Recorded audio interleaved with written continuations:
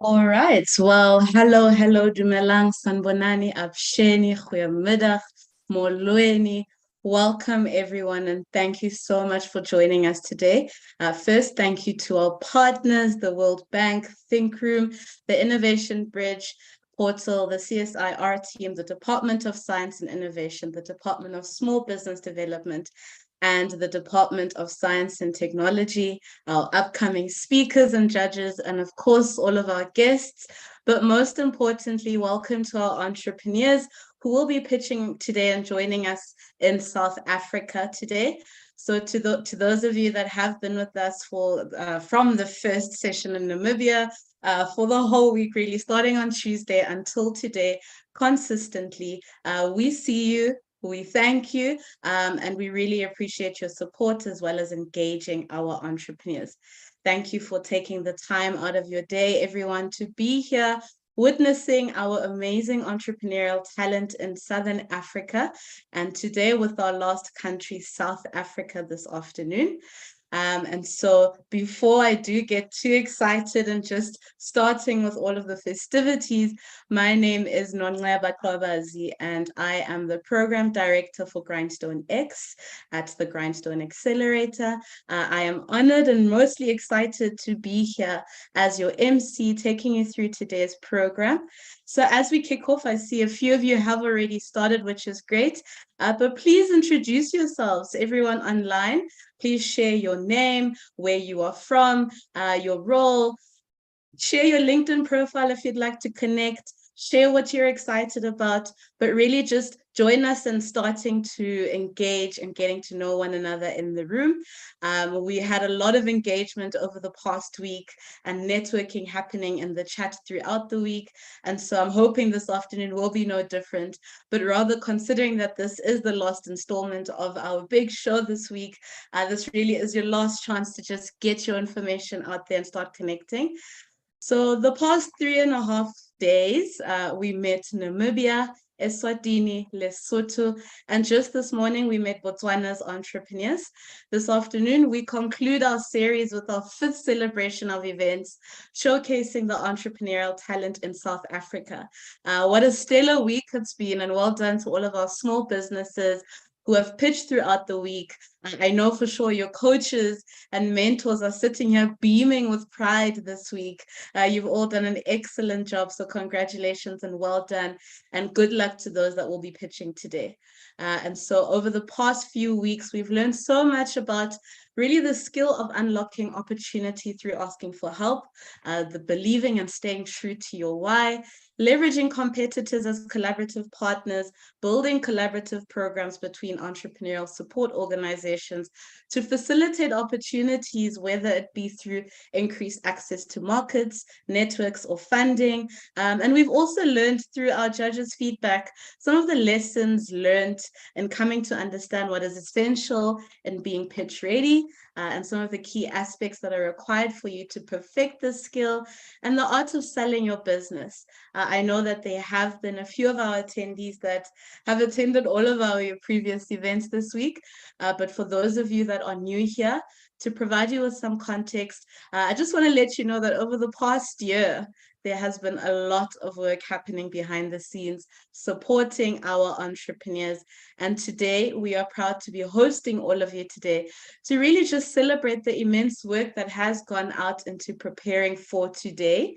And so the Innovation Bridge portal, in an initiative of the South African Department of Science and Innovation, supported by the Department of Small Business Development in South Africa, and in partnership with the World Bank Group, Think Room, and national ecosystem supporters in Botswana, Lesotho, Eswatini, Namibia, and South Africa have come together to host a series of hybrid events this week, showcasing young entrepreneurs from the 5 countries throughout the whole week.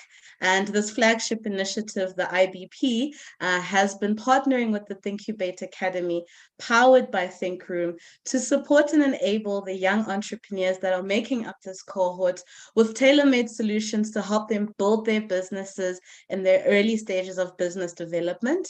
And this support has been provided to them through completing online learning courses, receiving practical support from mentors and coaches, but also getting pitch ready for today.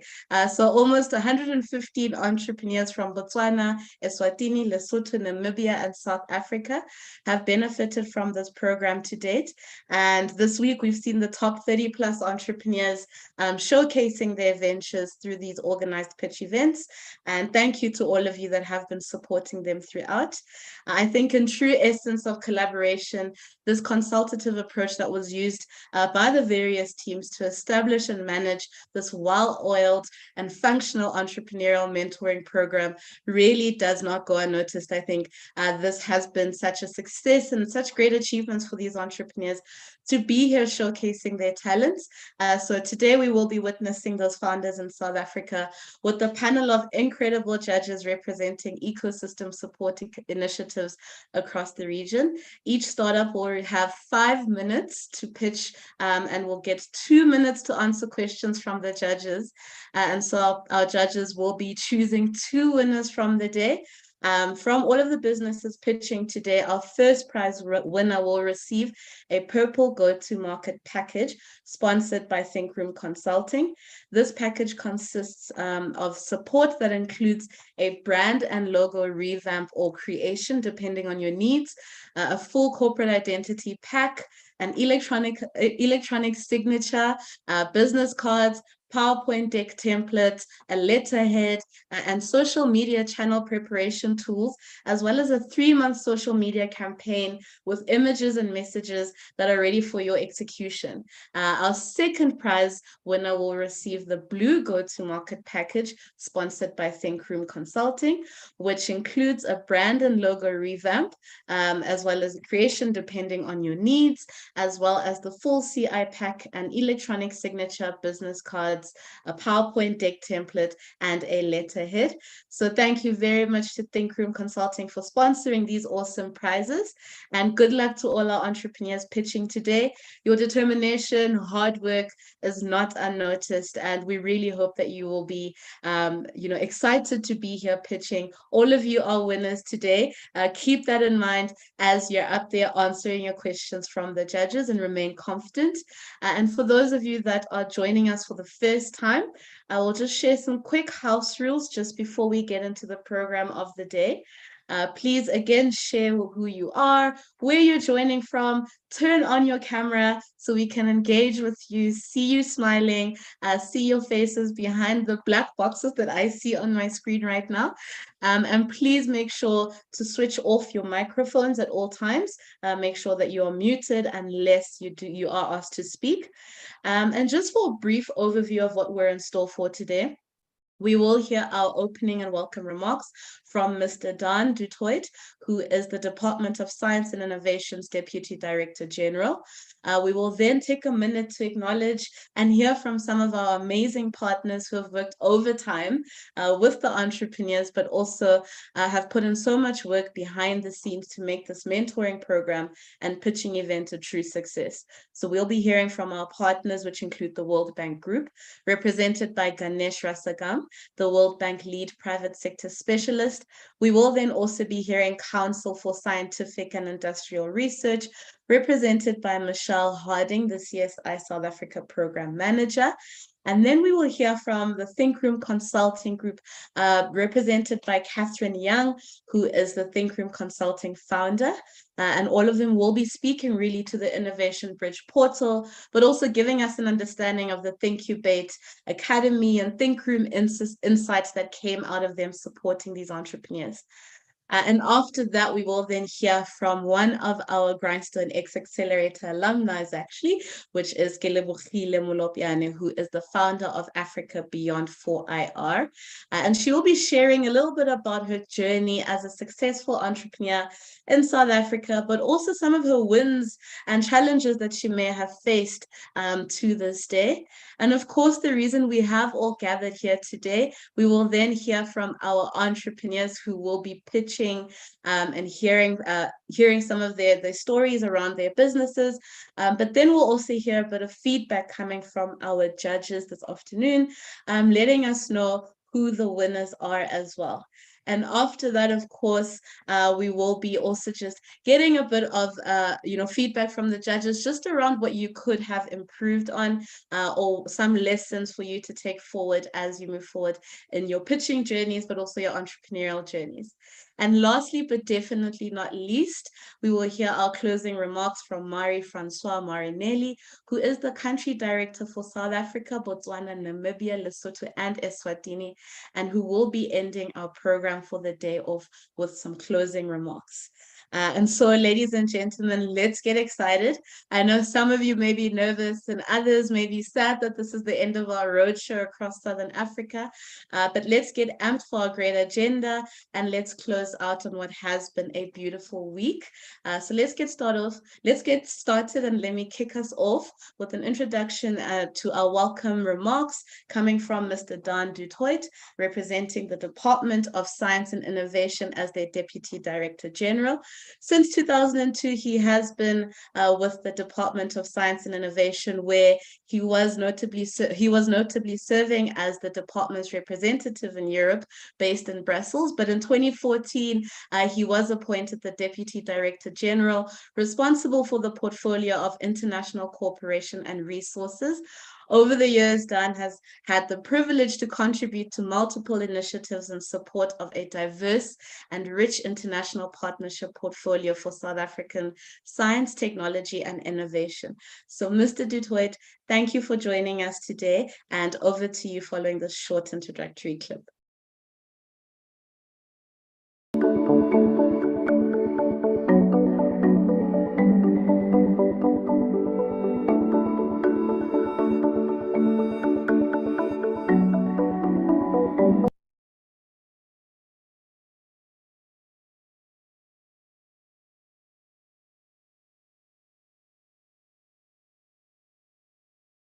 Sorry, unfortunately, we cannot hear you online. Let me see if I can unmute myself here. Oh, there we go. Can you hear me now? Yes, we can hear you. Great. Thank you. Okay. And am I audible now, Program Director Nonseba? Yes, you are audible. Thank you very much. Over to you. Thank you very much. Well, good afternoon, everyone. And then thank you very much, Program Director, for that introduction. I'm delighted to be here in the first instance in support of such an important program, project, initiative for our department, which is the development of the Southern African entrepreneurship community, as well as the Innovation Bridge portal, but also very important in recognition of our much valued partnership with the World Bank. And I want to specifically acknowledge the presence of Asmina Khan, who's the operational director of the World Bank's regional office here, and of course our friend Ganesh, who needs no introduction. But perhaps the most important reason why I'm happy to be here it provides an opportunity for us in the Department of Science and Innovation. And if you do not know who we are in the Department of Science and Innovation, we are that part of the South African government which cares about science, technology, research, innovation, developing policies, developing strategies, and also availing public funding. And it provides us with an opportunity to meet a community, which is crucially important for us. But I think we will be the first to admit we know less well. Given our history, the history of the development of our science system, we're often much more at ease in the world of university research, public funded R&D, as is notably well performed by the CSIR. But that crucial component of the innovation system also includes entrepreneurs and innovators and the private sector. So we value this opportunity for a community we know less well and probably knows us not so well as either, to come together. And that is because this initiative is really fully aligned with the vision, what is now South Africa's master plan, so to speak, for science, technology, and innovation. And that is the new decadal plan, or the 10-year plan for science, technology, and innovation, which was adopted at the end of last year by our cabinet. But before I do that, normally when I start to speak, and if you've heard me before, you may think I often say the same type of thing. I normally start by saying these are exciting times for science and innovation in South Africa because we have this new plan, there's a strong government commitment, and that's all true. These are exciting times. But of course, it would be wrong of me, and you may well dismiss me as living on some other planet or somewhere preaching to you from an ivory tower, if you do not also acknowledge that these are difficult times. I mean, these are challenging times. We know the challenges of security of energy supply. We know the stagnant unemployment, stagnant growth, the sad, the shameful inequality which continues to exist in our society, the rising geopolitical tension. So these are not easy times. But we believe that in response to all of these challenges, science, technology, and innovation has an absolutely crucial role to play. And that is what this plan is about. And it's very important to state that it's not a plan for us in the Department of Science and Innovation. It's not only a plan for us in government, working with our sister departments, trade, industry and competition, small business development, but it's a plan for all of South Africa, because it's only by all of us working together that we can unleash the potential from innovation and entrepreneurship to make a difference in our society. And of course, if we're going to fight unemployment, where are we going to start? We're going to look at, and that's the first alignment, unlocking new sources of growth, such as offered by the digital economy, the circular economy. We're going to look at innovation, which enhance the competitiveness of our historic industries, agricultural, mining. We really need innovation and entrepreneurship to flourish. And that plan is all about that. It's about how we improve funding, how we address the framework conditions, questions of taxation, company registration, other regulatory matters which might stifle innovation. So this opportunity and this initiative for us very much aligns with that vision to unlock the potential of entrepreneurship in South Africa. The second reason is also that it's a plan for South Africa, but we here in South Africa cannot be an island. We cannot exist in isolation from the broader Southern African regional and indeed bigger Pan-African innovation system. If we're going to make this Africa continental free trade area, which we often speak about and celebrate, and rightfully celebrate, make it work, make it tangible, we need to connect enterprises and we need to connect entrepreneurs within our region. And this community linking South Africa, Botswana, Namibia, Eswatini, and Lesotho is for us a very important building block as unlocking that potential for intra-regional trade and collaboration in, for example, technology intensive services. And it's one of the reasons we were delighted to partner with the different organizations supporting here. And then the third reason is international cooperation, international partnership. And here it would be a miss for me not to acknowledge the deep appreciation our government through the Department of Science and Innovation has for the World Bank as a much valued knowledge partner. And we had the regional director, I think that's Assad's correct title, Assad Aslam, in South Africa last week. He had a series of high-level engagements with the South African government, which from our point of view just affirmed how much value there is to tap in the knowledge resources which the World Bank provides us in order reforms which are needed, new incentive programs which are needed. And it's of course, it's very important to stay, after all, who is the World Bank? The World Bank's also us, because South Africa is an important shareholder in that bank, but we can never, I think, under stress the value and the appreciation we have for the collaboration. So Asmina and Ganesh, we greatly appreciate the support, and please convey that to Marie-Françoise.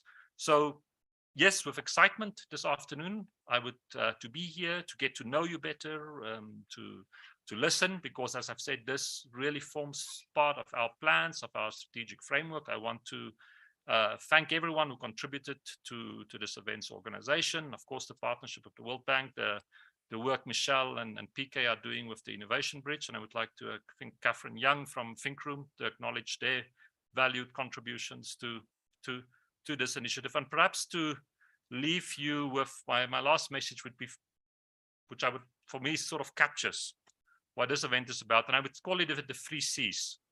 First of all, community.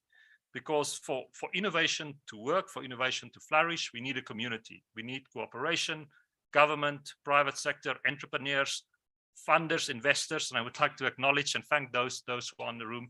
We need to continue to build this community. But once we have this community, we also, and that's the second C, we also need to commit. We need to commit that we're going to work together, that we're going to listen to each other and make changes. And that's what's important. We're also looking towards you as the community to challenge us as government. That's why we are here. I'm a bureaucrat. Look at the way I'm dressed. You undoubtedly know the challenges you experience at a ground level much better than we can imagine. We may think we know, but you know it better because that's your living reality. So we want you to challenge us, and then we commit, and we'd like then you to commit that we will work together to unleash the potential of innovation in South Africa. And then the last C for me, and I think it's very important, is this is also a celebration. It's a celebration of what is South Africa and Southern Africa's, in my mind, I have absolutely no doubt, what is our biggest resource, our most valued resource is our people. It's the ingenuity, it's the innovation, it's the passion of South Africans and Southern Africans. And an event such as this, which celebrate that, which showcase that, I think gives us reason to celebrate, and it's inspiration for us to continue to work for a better future for all. So thank you very much. Great. Excellent. Thank you very much, Mr. Dutoy. And thank you very much for sharing those insights as well, just from the department's perspective. We are quite excited to hear around, unlocking new sources of growth and supporting innovation across different industries, as well as the work being done to improve frameworks and access to funding in creating a conducive environment for entrepreneurs across South Africa. But we're also eager to see the work that will be coming in unlocking the potential of our founders and startups across the country and region through collaboration. And I really loved your point on the 3 C's on community, commitment, as well as celebration. And I think that might be the theme for the end of our installment, really, of this series of events today. But now I will move on to welcoming our next speakers. We will be hearing from our partners, who really, as I've said, are the stars behind the scenes. They may not be on stage pitching today, but they really are the reason that we do have these entrepreneurs here joining us today. So first up, we will be joined by Ganesh Rasagam, who is the lead private sector specialist at the World Bank Group. So Ganesh, I will hand over to you. Thank you, Noni, and thank you, Dan, for your opening remarks. I'm also a bureaucrat. So firstly, welcome all of you, especially entrepreneurs. Looking forward to your pitches. I wanted to provide a bit of context to why are we organizing this event today. For those of you who are new to us, this is a journey that started more than 2 years ago. Our partnership with the Department of Science and Innovation, Department of Small Business Development South Africa, and of course CSIR. And our counterparts in the other 4 countries in Southern Africa. The idea was to bring together the ecosystem for entrepreneurs in these 5 countries so that entrepreneurs who are in the smaller countries can benefit from the resources that are in South Africa and the opportunities that are in South Africa. And also the South African investors, funders, entrepreneurs can benefit from a bigger market, from the market of the 5 countries. And so after 2 years now, we're happy to see all of you pitching today. We've had on average, about 100 participants in the 4 events that we've had this week: Namibia, Eswatini, Lesotho, Botswana this morning, and now South Africa. And happy to see that there's already this collaboration across the countries.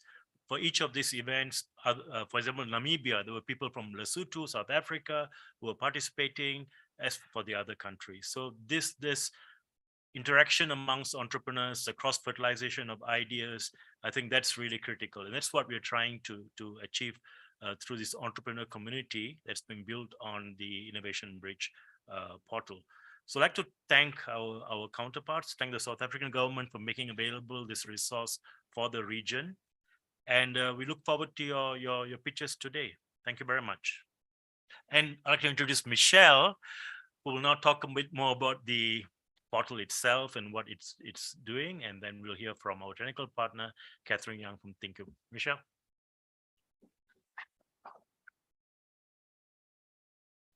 Thank you very much, Ganesh. And it's such a privilege today to stand in front of you and represent the Innovation Bridge portal. And for that, I do have the Department of Science and Innovation and the World Bank to thank. I see I have some assistance here to get my presentation up and going. Thank you very much.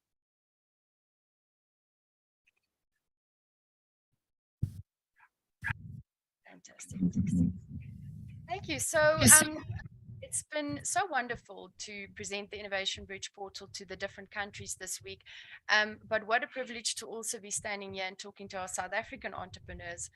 And I thought of just taking you through a bit of a journey of the Innovation Bridge portal, because so much has happened. And I think a little bit of context and background is always good to have.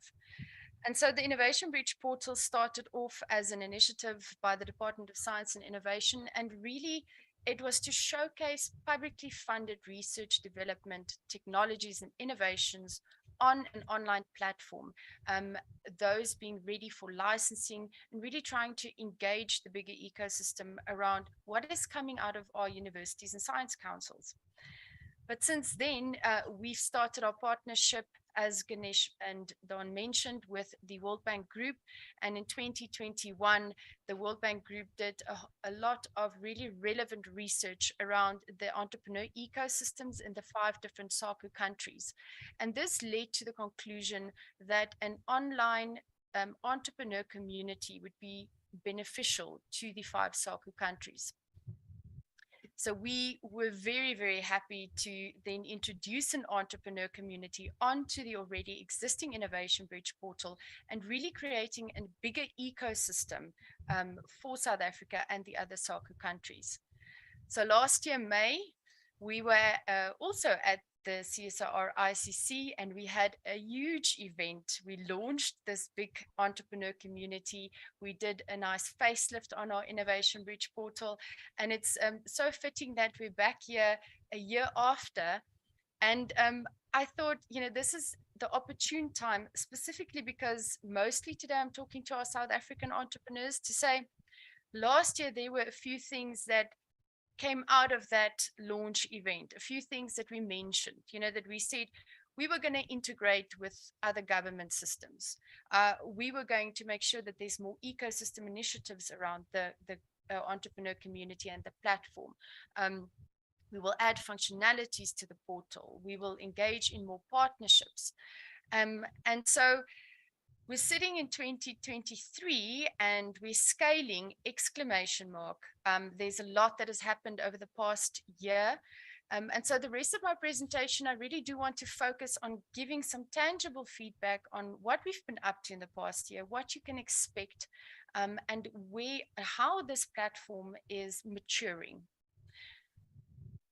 So we're scaling through partnerships. And this is such a unique and wonderful way to do this, because if we talk about a community and an ecosystem, it implies partnerships. It implies that each party has a very specific and unique role, and that as a collective, I really agree with what Don said, as a collective, we will be able to serve our innovator and entrepreneur community by coming together and working together.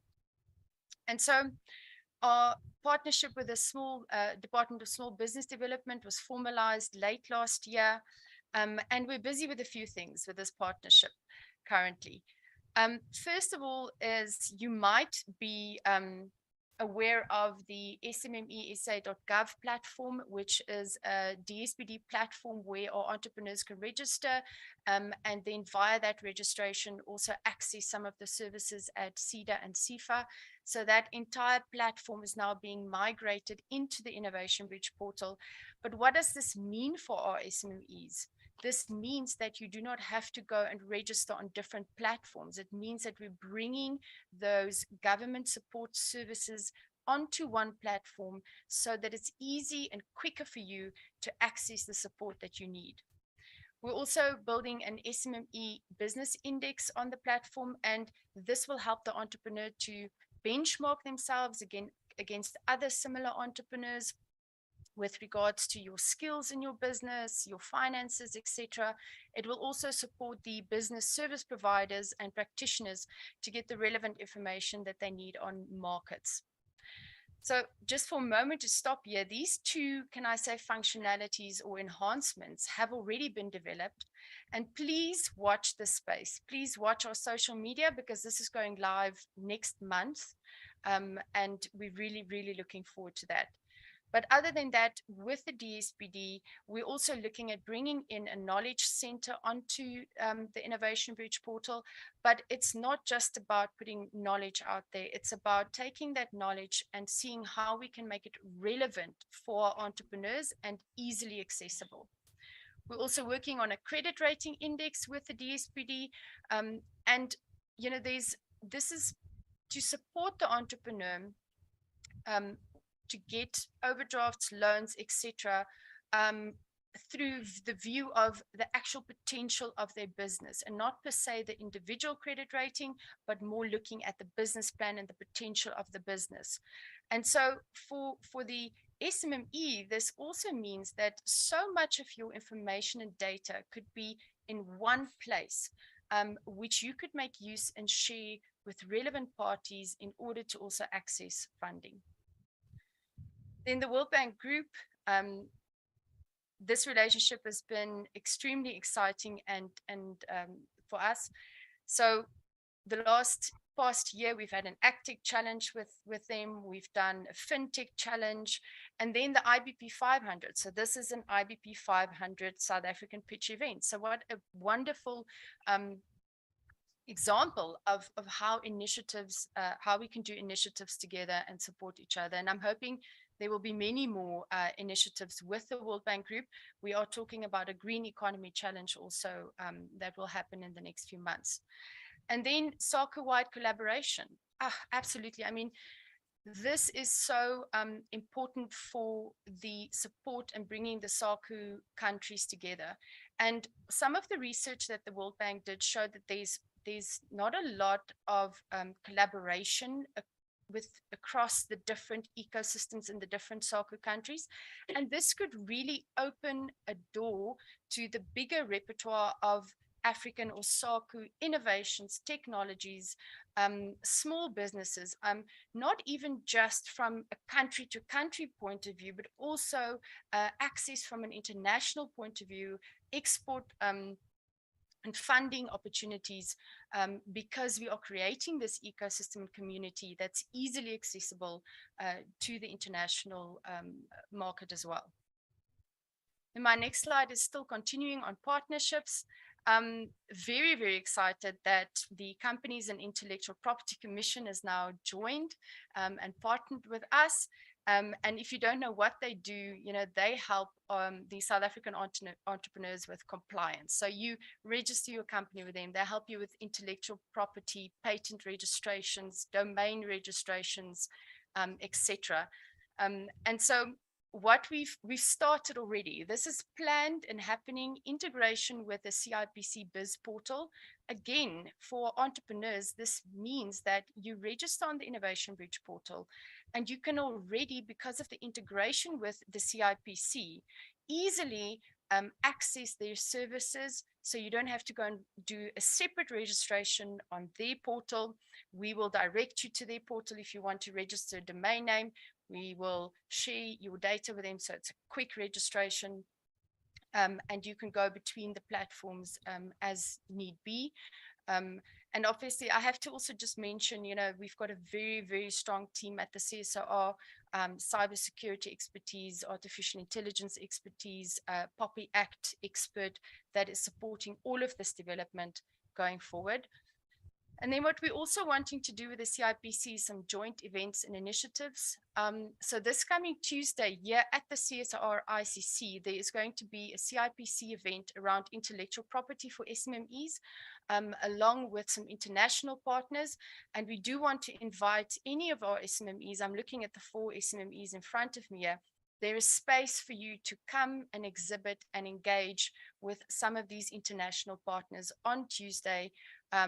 Please pop me an email if you're interested. We'd love for you to participate. And then we're also exploring a mentoring technology, intellectual property type assistance program with the CIPC, where you can access these type of support services online on the platform. If you have a quick question, I mean, we've engaged with some of our entrepreneurs, which, you know, and they indicated, I'm a tech entrepreneur. I need to move forward. I know I need to move forward. I just need some advice on which technology I should now use in order to move forward. And those are the typical things, you know, a quick 30-minute with a tech expert, quick 30 minutes with a patent lawyer. But this is something that we are formalizing with the CIPC. And then the National Intellectual Property Management Office. So I don't per se think that a lot of our entrepreneurs know about them. So this is the office that looks after the Intellectual Property Act, the IPR Act, and they look after all of the intellectual property that comes out of our universities and science councils.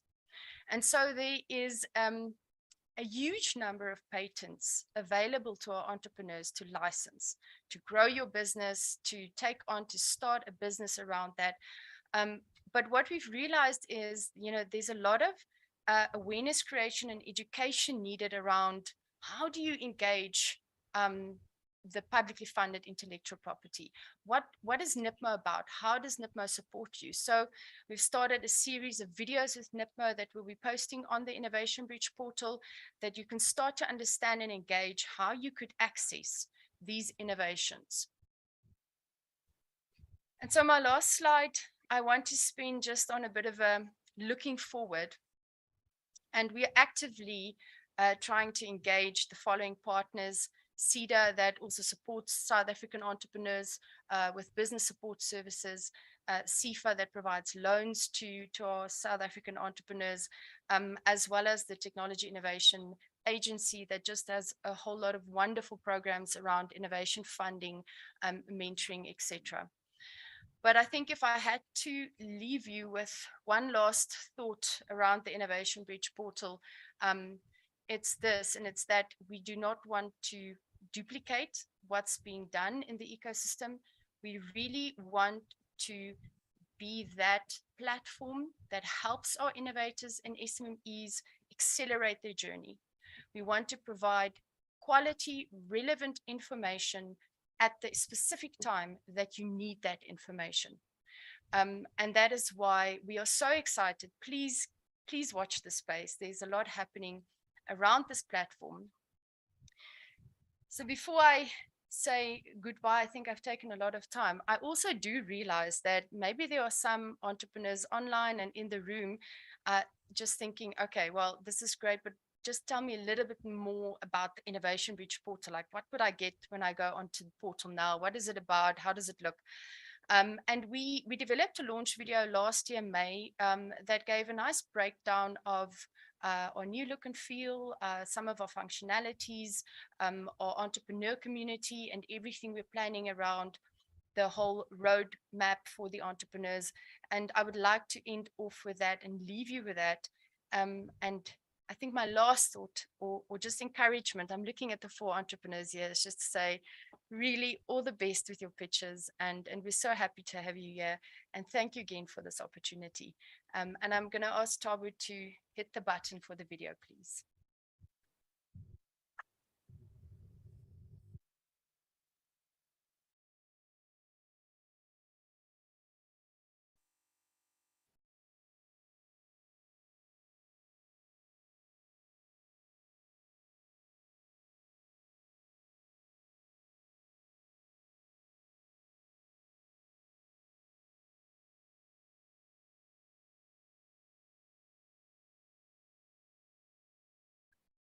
you to the improved Innovation Bridge portal.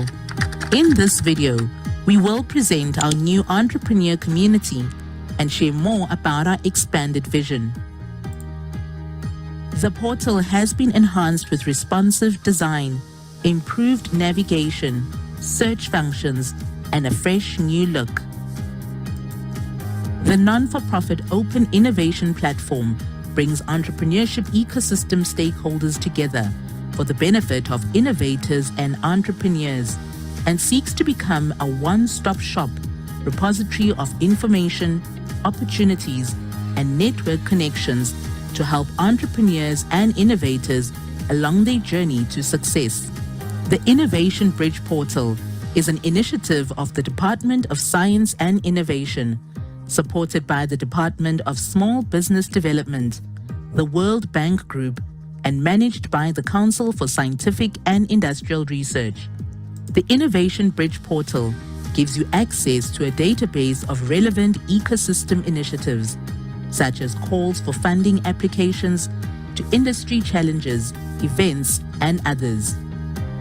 Once registered, you will be able to upload and expand your portfolio of relevant information to easily apply for funding opportunities or tackle challenges through the portal.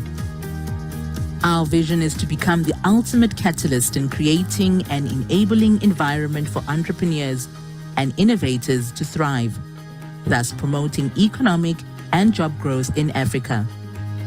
We strive to always be relevant, provide clarity and direction, eliminate fear and uncertainty, be humble and attentive, be inclusive, and be proudly African. We aspire to be a dynamic enabler, opening a door into the vibrant repertoire of African innovations, entrepreneurs, and opportunities, showcasing the continent's budding ingenuity to the world. We invite you to put your country on the map. Our Insights section aims to educate and guide stakeholders to connect with the larger ecosystem.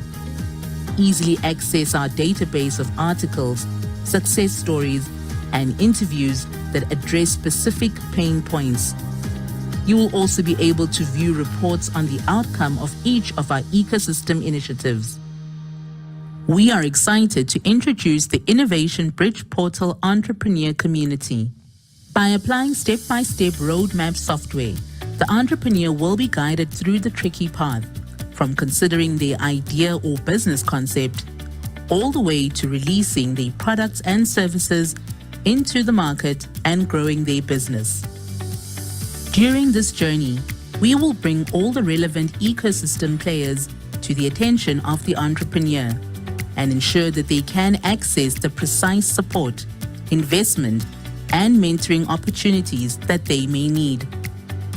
You can log into the portal by making use of your Innovation Bridge username and password, or via your Google or LinkedIn accounts. After registration, the Where Are You in Your Journey widget will pop up on the screen. For demonstration purposes, let's click on the Startup to show you how the portal works. You will receive access to your own personalized, tailored, and customized content-based dashboard. This includes easy access to investors, opportunities, and support based on your unique profile. The platform also matches you with relevant technologies or innovations that you could utilize to grow your business. Through a strategic partnership with the Department of Small Business Development, you will be guided through all compliance measures, including business registration, obtaining a tax certificate, and more, via our compliance network design and integration to key government institution databases. You are also able to showcase your business and increase your exposure to the international ecosystem. To access these benefits, remember to register. The Innovation Bridge Portal, your guiding catalyst along the pathway to success.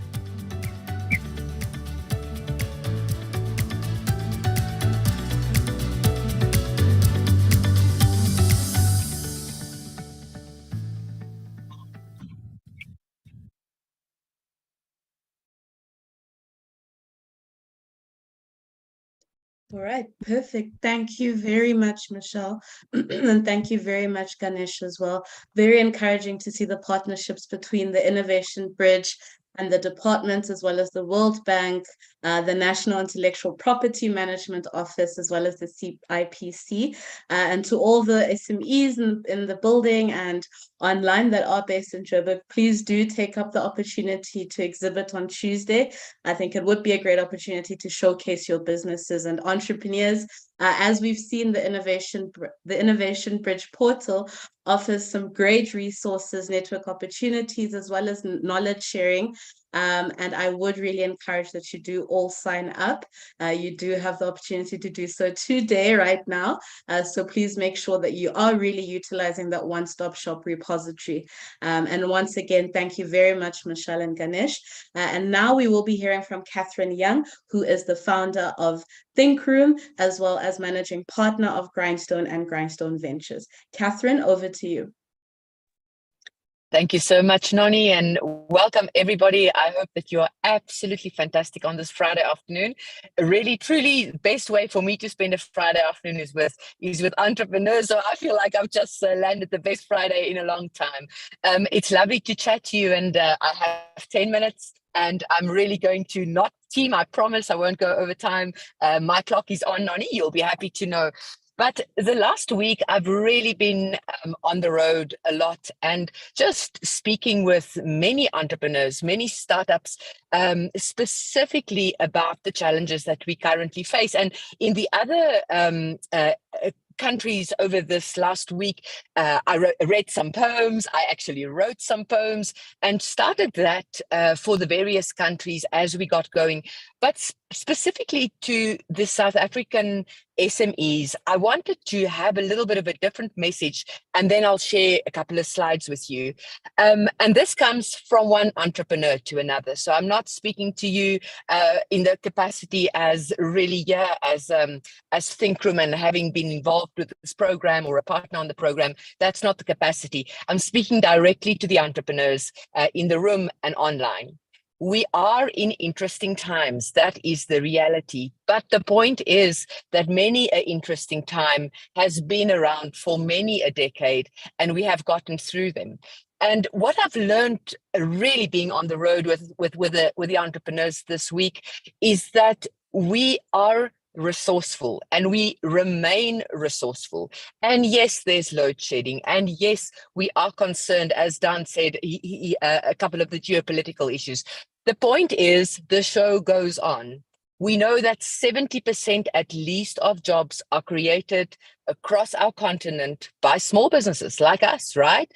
Each small business that can employ a couple of people, that just adds. And really 70% is a huge amount of jobs that we can create. So for the next minute, I really just want to encourage you. As I said, I'm an entrepreneur myself, and I truly am facing very similar challenges to you. You know, we are worried about getting new clients. How are we going to get them? And in fact, why we specifically selected these GTM packages as prizes for the entrepreneurs who will win, because we know one of the most important things we need right now are customers, right? And we need to be able to be professional, showing up, have a GTM a plan in place, being able to access markets and get customers. So it's very important. So there are 5 tips that I want to give you, and I want to leave you with before I get into the last bit of the formal bit of my couple of slides for the entrepreneurs. Whilst we go through this time where we're just recalibrating, just know that there are cycles, and every cycle in specific ways, you know, honestly, we get through them. And typically the cycles, when you look at global cycles, these cycles for entrepreneurship come in 7 to 10 year cycles. So anything that goes down goes back up. So here are some of my tips that we've deployed in our business and that will just hang around and continue to deploy for the next 18 to 24 months until we know the lay of the land and some of the issues settle. Cut costs wherever you can, but hear me out. I'm not preaching to say cut costs just because it's theoretically something that makes that sounds good. I really mean that. You know, the entrepreneur that will come after me, a wonderful woman, and Noni will introduce. But Kelebogile has, we've been working a lot with how do we cut costs and been speaking to each other, mentoring, coaching each other. And cutting costs is it's a difficult thing. It's not the easiest thing. It really is tough. But if you can really just control your income statement at the moment, so the bottom of the income statement, the costs, really control that. Really make a lot of effort to see where you can cut as much as possible, because this storm is not going to be over soon. The second part to your income statement is the top. It's the income.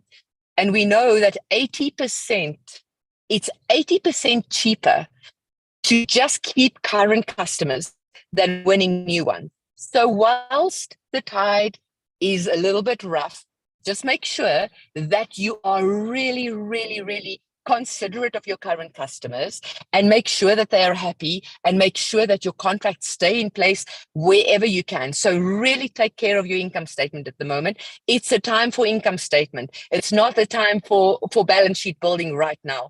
The third thing that I wanted to really talk about, and it came out actually, we were at an event last night with Investec with a lot of startups in the room, and there were these real concerns were discussed, was this thing of internal locus of control versus external locus of control. I'm an entrepreneur, and I mean this from the bottom of my heart. It is up to me to make this work, and by God's grace, but nobody's coming to rescue me.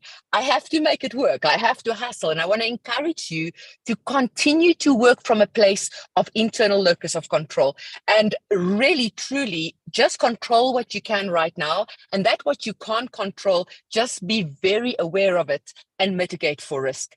This fourth one, I have said, hustle as much as you can, because that's what we need now. And in closing on this piece, and I know for those who've been on the calls with us this whole week, my chat is a little bit different, but it's a very important message to the startups and the entrepreneurs in the room. So I promise I will still keep to my time. The last one is just do a holding pattern for now. Don't make big moves. Don't pivot before you think about the pivot, but just try and do the holding pattern for now, and then take the time to think about it. I know we have people to pay, mouths to feed. I fully understand and respect that from one entrepreneur to the other, but I wanted to share that with you because we are the future. We are the future of job creation. We truly are the future, and it's up to you and to me and to all the entrepreneurs on this call to make that work. So thank you for indulging me, the internal team on the call, but I really wanted to share that because I truly believe that there's just an amazing message of hope. There truly is. So Lucy, if you don't mind just putting up my couple of slides, I just wanted to, we can go to the first one. Thank you. So the program that we did with the World Bank and the Innovation Portal, really, it was about 115 entrepreneurs that we've worked with over the last number of months, probably a good 18 months if I must count, and across the 5 countries. And you can see some of the demographics of the companies that we've worked with. But an interesting point here is definitely that one of life stage of a business. And what you will see is that actually some of the businesses that we've worked with, some of them are much older, and some of them are much younger in terms of when they were formed. But the point is that is evidence in itself that this group of entrepreneurs are keeping on. They're not just giving up. And that gives a lot of hope, because we know 80% of startups and entrepreneurs in general, 80% of us don't make it in year 1. And by grace, if we make it through year 1, then the next cutoff is year 3, right? Because now you've got a first or second customer underway, and you've really got to make sure that you settle down on your operations. And then again, at year 7, there's that other big cut that could potentially make us lose our businesses if we don't take care. But really, what is a very, very good thing for me on this particular slide is just the year when the businesses were started. There are some of the businesses that have been around for a while, and I would encourage the entrepreneurs on the call and in the program to really reach out, get a mentor, get an entrepreneur who's been around in the business for a bit longer. Ask for advice, ask for help, because you will need that. On the next slide, you will see that what we've done with this program specifically is that we've gone and looked at the different businesses and their life stages.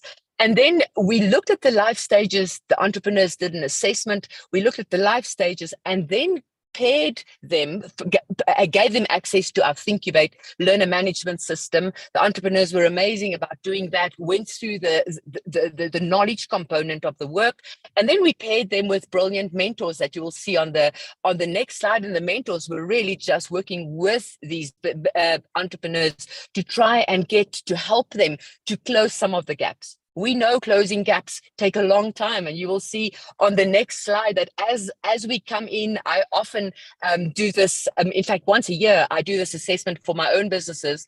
And when we do an assessment, at first we think, okay, this is where I'm at.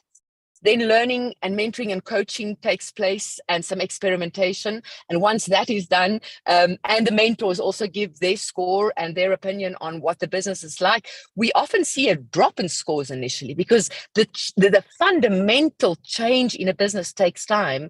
And then, because then you know what you didn't know, and I know what I didn't know, and then we start working those. But the point here is that it is crucial that we do an assessment of our business at least once a year. It's not a theoretical exercise. It is about understanding why we really want to grow. As entrepreneurs in the room and on the call, do you truly know, when you speak about business growth, why you want to grow? And that's why really taking a hard look at your business from time to time is so important, and why we were so privileged to be able to do this.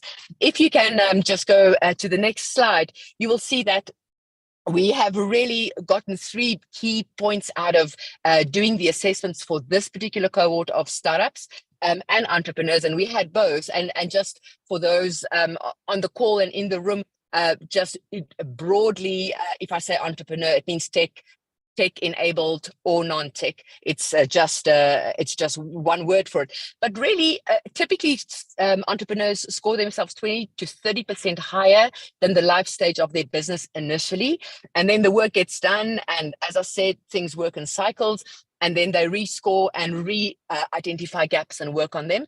The second point is what's very interesting, and I'm speaking specifically to the female founders in the room, from one female founder to the other. And we've got work to do, because we typically score ourselves at least 20 to 22% lower typically than what our male counterparts would. And I really mean this. I've paired up with a male entrepreneur who I have a lot of respect for, and I'm asking him to teach me things that I would maybe discount myself, or and when I was younger in age and in business, I often would doubt myself. Is it okay? Is it good enough? But the reality is that there's a good module on Thincubate, just speaking to female entrepreneurs. Make sure to check it out so that we can address this particular one. And then, of course, sales, finance and accounting, and funding and valuation are the biggest points that the gaps that they were.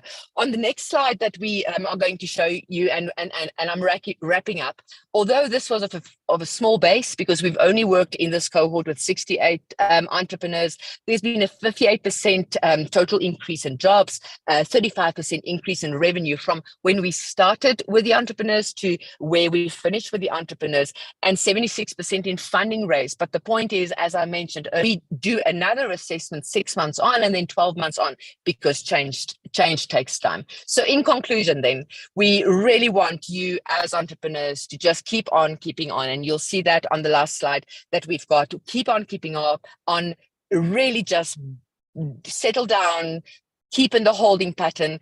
Thank you to all the partners for this particular program. We really truly can see the difference that's happening in the lives of entrepreneurs. And then the last one is cool heads. It's a long game. Remember, the best overnight successes usually take 10 years. So right back to you, Nani. Great. Thank you very, very much, Catherine. And thank you very much for sharing that. I think I mentioned this morning when we were speaking with our entrepreneurs in Botswana, but Catherine did how entrepreneurs are the bravest, most courageous, and undoubtedly the most resilient people I know. And this really just has stuck with me, mainly because the journey of some of the entrepreneurs we have seen over this time that we've been working with them, not only supporting them through the program, but also just showcasing them through this week, has really just shown their bravery and resilience and how they've been able to showcase their dreams, their solutions, and really just their beliefs in building a community, as well as supporting Africa as a whole. And so we're very grateful to the Think Room team, the coaches and mentors who've really played an integral part in transforming this entrepreneurial mindset, but also transforming these cohort members and making them this brilliant over and above how amazing they already were. So Catherine, thank you very much for sharing, and thank you once again to the mentors and coaches. And now, as mentioned, we will be hearing from our entrepreneurial speaker, who is joining us to share a little more about their journey in building Africa beyond 4IR. And so I will be introducing Kilebogile Molopiane, who is the founder and CEO of Africa Beyond 4IR. And Kilebogile is also a mentor, a mindset coach, a published author, and outside of sitting on the Aerospace Chamber, as well as the TUT Seed Fund Committee, she is also playing an instrumental role in setting up business incubators and accelerators across South Africa, working really to support the township economy of South Africa as well. And you may recognize her if you have sat in some of our sessions throughout the week. Some of the videos did play and just sharing some of her story as well. So we're really looking forward to finding out more about your journey, Kilebogile, and I will now hand over to you.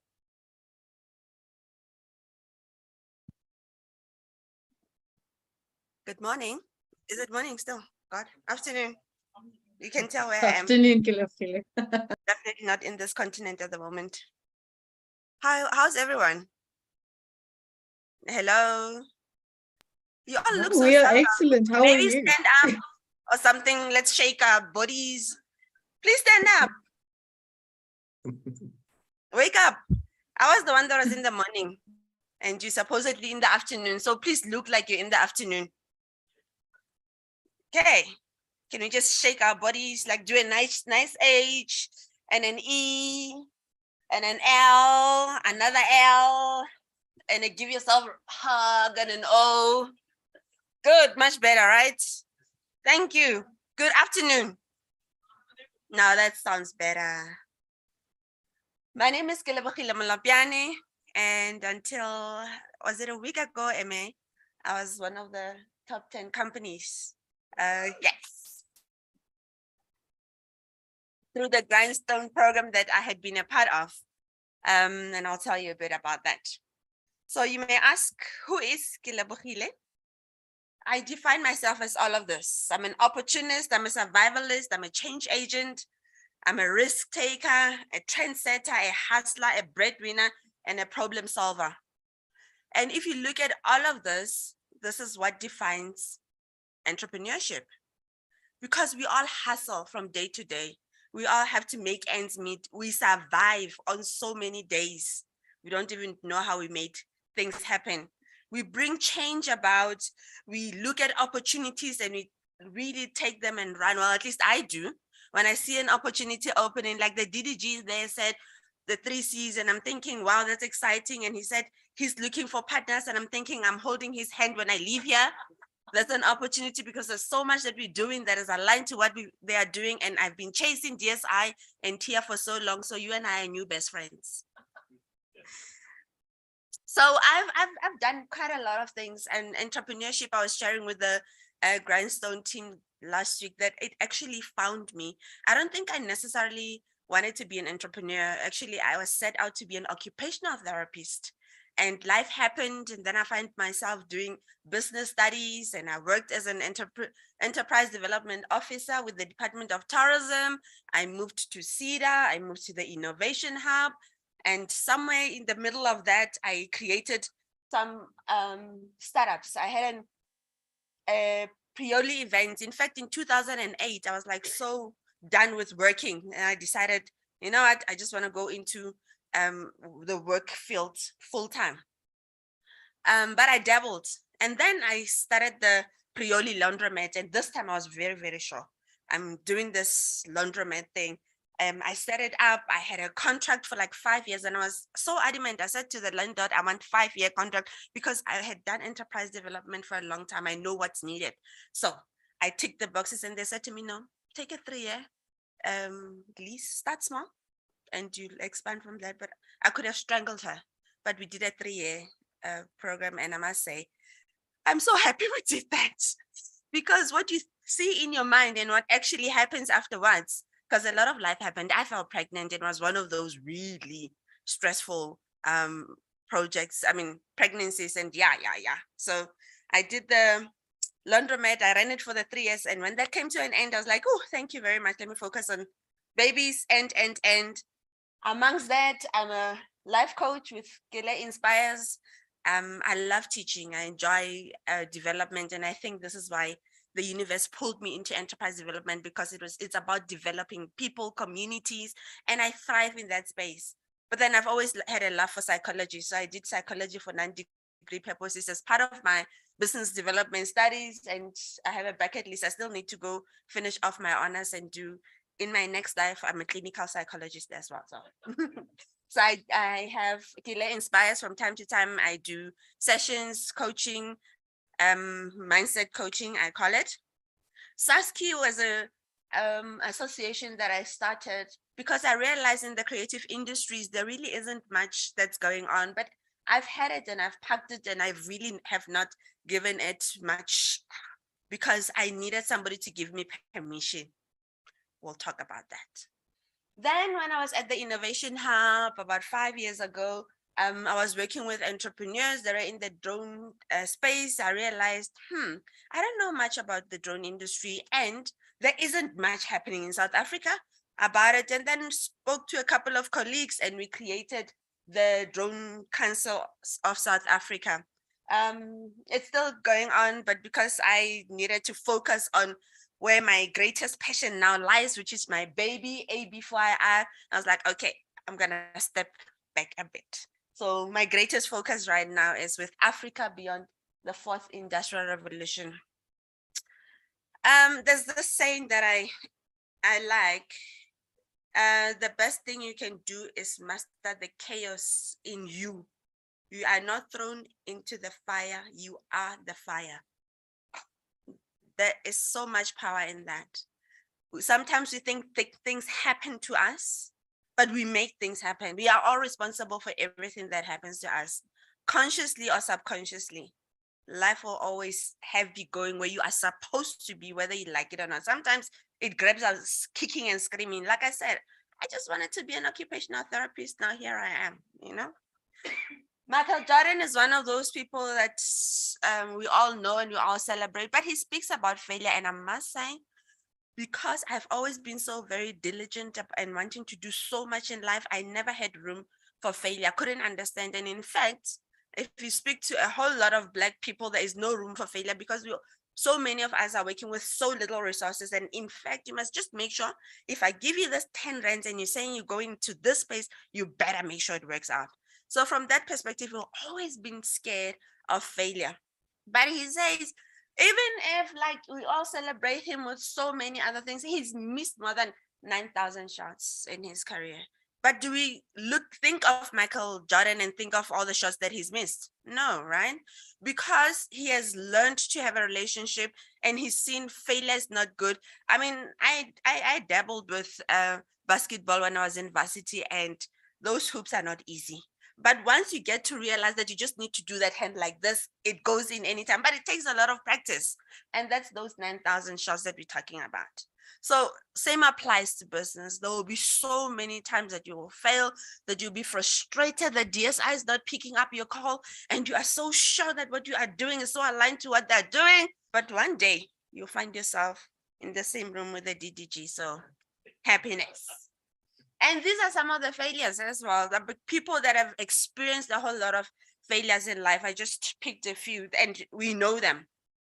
But again, Do we think of Steve Jobs as somebody that has failed? No, right? Do we think as Bill Gates as somebody that has failed? Oprah and so many other people. I mean, KFC is one of those stories that I really hold dear to my heart. If you hear about it, really, this guy, this is why he always has this white suit and how he's gone around wanting anybody to listen this recipe. And finally it worked out. And here we are, way beyond him. We're talking KFC. And this is entrepreneurship.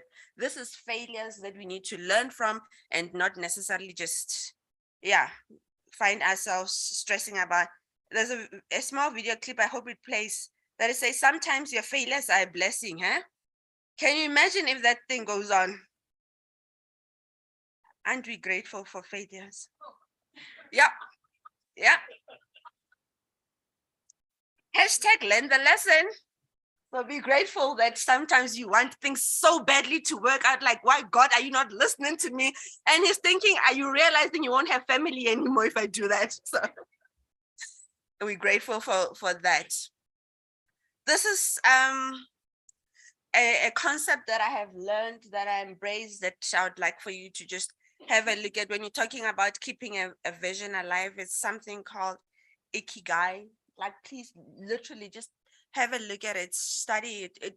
It's just so beautifully encompassing about our passions, our missions, the professions and things that we just want to do, and how everything is absolutely seriously connected at the core of everything else. You can Google it. It's a really awesome, powerful tool to use in just learning, transforming, and anything else. It is applicable to both personal, professional life.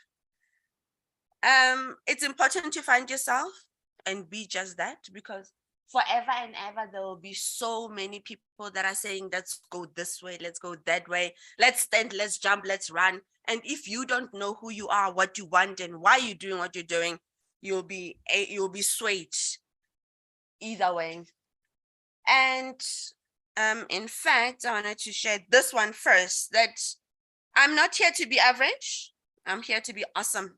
And I'm not asking for anybody's permission. Because, there's this thing that God created in the most absolute version of himself. And we're all different versions of God. And we're all perfect in our own ways. But so many times we compare ourselves to the next person. Oh my God, Michelle is wearing that beautiful dress. And probably it'll look better on me. But you are perfect. You're awesome just the way you are. Until you leave the room, have you realized, until you leave your space, you start feeling inadequate. I mean, you dress up in the morning and you're thinking, my heels match my dress, right? I look good. And then I walk out and Michelle had to look that good as well. Then I feel small. I'm like, maybe I'm not so nice anymore. But honestly, we're all awesome. We're all here. And we don't need to be acting anything other than who we are, because we're all really awesome. So in my not being average, this is what I created. Africa Beyond the Fourth Industrial Revolution, and we change lives one community at a time. So after I left the Innovation Hub and I realized the need to create awesomeness in the townships, because we're talking 4IR, but I was like, what happens after this 4IR wind is gone? And what about the communities that are out there that cannot come to us? What if one were to take this technology to the people? And we set up at the Tshwane South TVET College. We in Mabopane, and I'll show you just now this awesome facility. It's not a drawing, I promise. It's an actual facility. And Michelle, you are coming on the 26th, right? Good. We will extend my new best friend. You coming?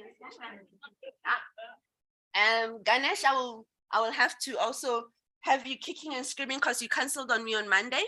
I'm not saying anything. It's okay. So we've created this in Mabopane, in the township, in a TVET college. And every time everybody goes, almost how TVET spaces are sort of set up, and they move through spaces and they get in, they're like, what just happened? But this is what we want for the people that are in the townships to have access to what is possible. Because unless, like Catherine was saying earlier on, unless you know what you know, you don't know what you don't know. So we bring technology to the people, and this is how we're doing it. And my vision is clear. It's very simple. I want to draw a community of entrepreneurs from the townships and make them global players. So we do gaming, animation, virtual reality, and drone technology. Please stay in front, okay. We do drone technology and gaming, animation, and it's awesome. Seriously, we're having fun with it. These are some of the beautiful things that we do in the center, and we go out as well and talk to the communities. We reach out. I think there was a school the other day with this differently abled people. It keeps moving. Differently abled now. Okay, but we do as much as possible to bring the communities closer and to have them know what is happening. This was the Drone Divas program. So we initiated a program to teach young women on drone technology. Literally, this is them learning the technology, air law.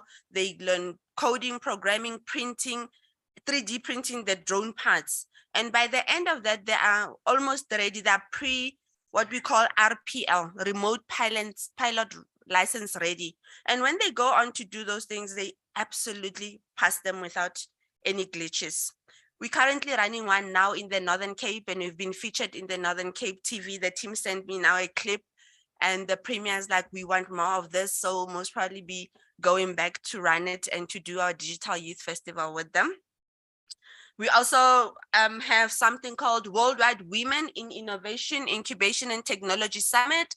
It happens every August. We bridge the digital and gender divide. So this one is an international program. Last year we had 29 speakers representing 11 countries and 4 continents. And these are some of the things that we're doing, that we are bootstrapping, because we've learned you don't necessarily always have to wait for somebody else to do it. So from time to time, we do stakeholder sessions. And this is the one that's happening now on the 26th of May. We call various stakeholders to come and see what it is that we're doing, so that they can visualize how they can work with us. I've learned that there's various ways to actually, for yourself and for others, to make progress. Waking up early is key. So for me, if I don't wake up and go to my gym, I have a bad day. So it starts in the morning. I read a lot, I eat well, I love myself, judge less, like be yourself, set the goals that you want. This is all important. I'm not gonna go through all of them. Keep a journal, invest in yourself, meditate. It is important for your mind to be clear. Network as well, right? There's a saying that your network is equal to your net worth. So who you hang around with is very important. You know that saying, show me your friends and I'll tell you who you are? It's very important. And over the years, these are some of the things that I have absolutely learned. The most pertinent one, as a startup, please do not wait for government. You will not start. There will always be a paper you didn't sign, a process you didn't follow, somebody that resigned, and. It is about your what, but more than your what, it's your why. Put one foot in front of the other, and not just government, but everybody else that gets your vision will follow suit. With the programs that we are doing, I tell you, we have bootstrapped so much. I mean, sometimes all we had was to pay the facilitator. And the people that we are working with, those kids, I mean, do you guys know what Spatlo is called? That's what we would even feed the people that comes through, because that costs like what, 12 rands or 15 rand. That's basically bread and acha and what you call chips. Yeah, you know. But they come, they stay, and they really appreciate the bigger picture. Be present to all the failures. I mean, that guy, if he really was present, he would have realized what's going on, what's about to happen, you know? But it also shows how sometimes we're moving through without even realizing what we are going through. So be present. Literally take in everything that is happening. Make notes, learn from that. Leave it better than you found it. That one is like one of my most important things. And don't take anything or anyone for granted. Don't burn bridges. Guys, I still 20 years later can go back to colleagues that are still there in tourism and say, I have a project, can we work together? It is absolutely important that you're able to do that. The dark mentality, absolutely important. I'm standing here looking all fabulous. You have no idea what's happening under here. Like there is the program that's running in the Northern Cape. There's the office. We're doing the Digital Youth Festival in 2 weeks, DDG. Digital Youth Festival. It's running in 9 provinces. It is a beautiful platform for youth where they absolutely learn about this 4IR, interact with technology. We literally take it to the people.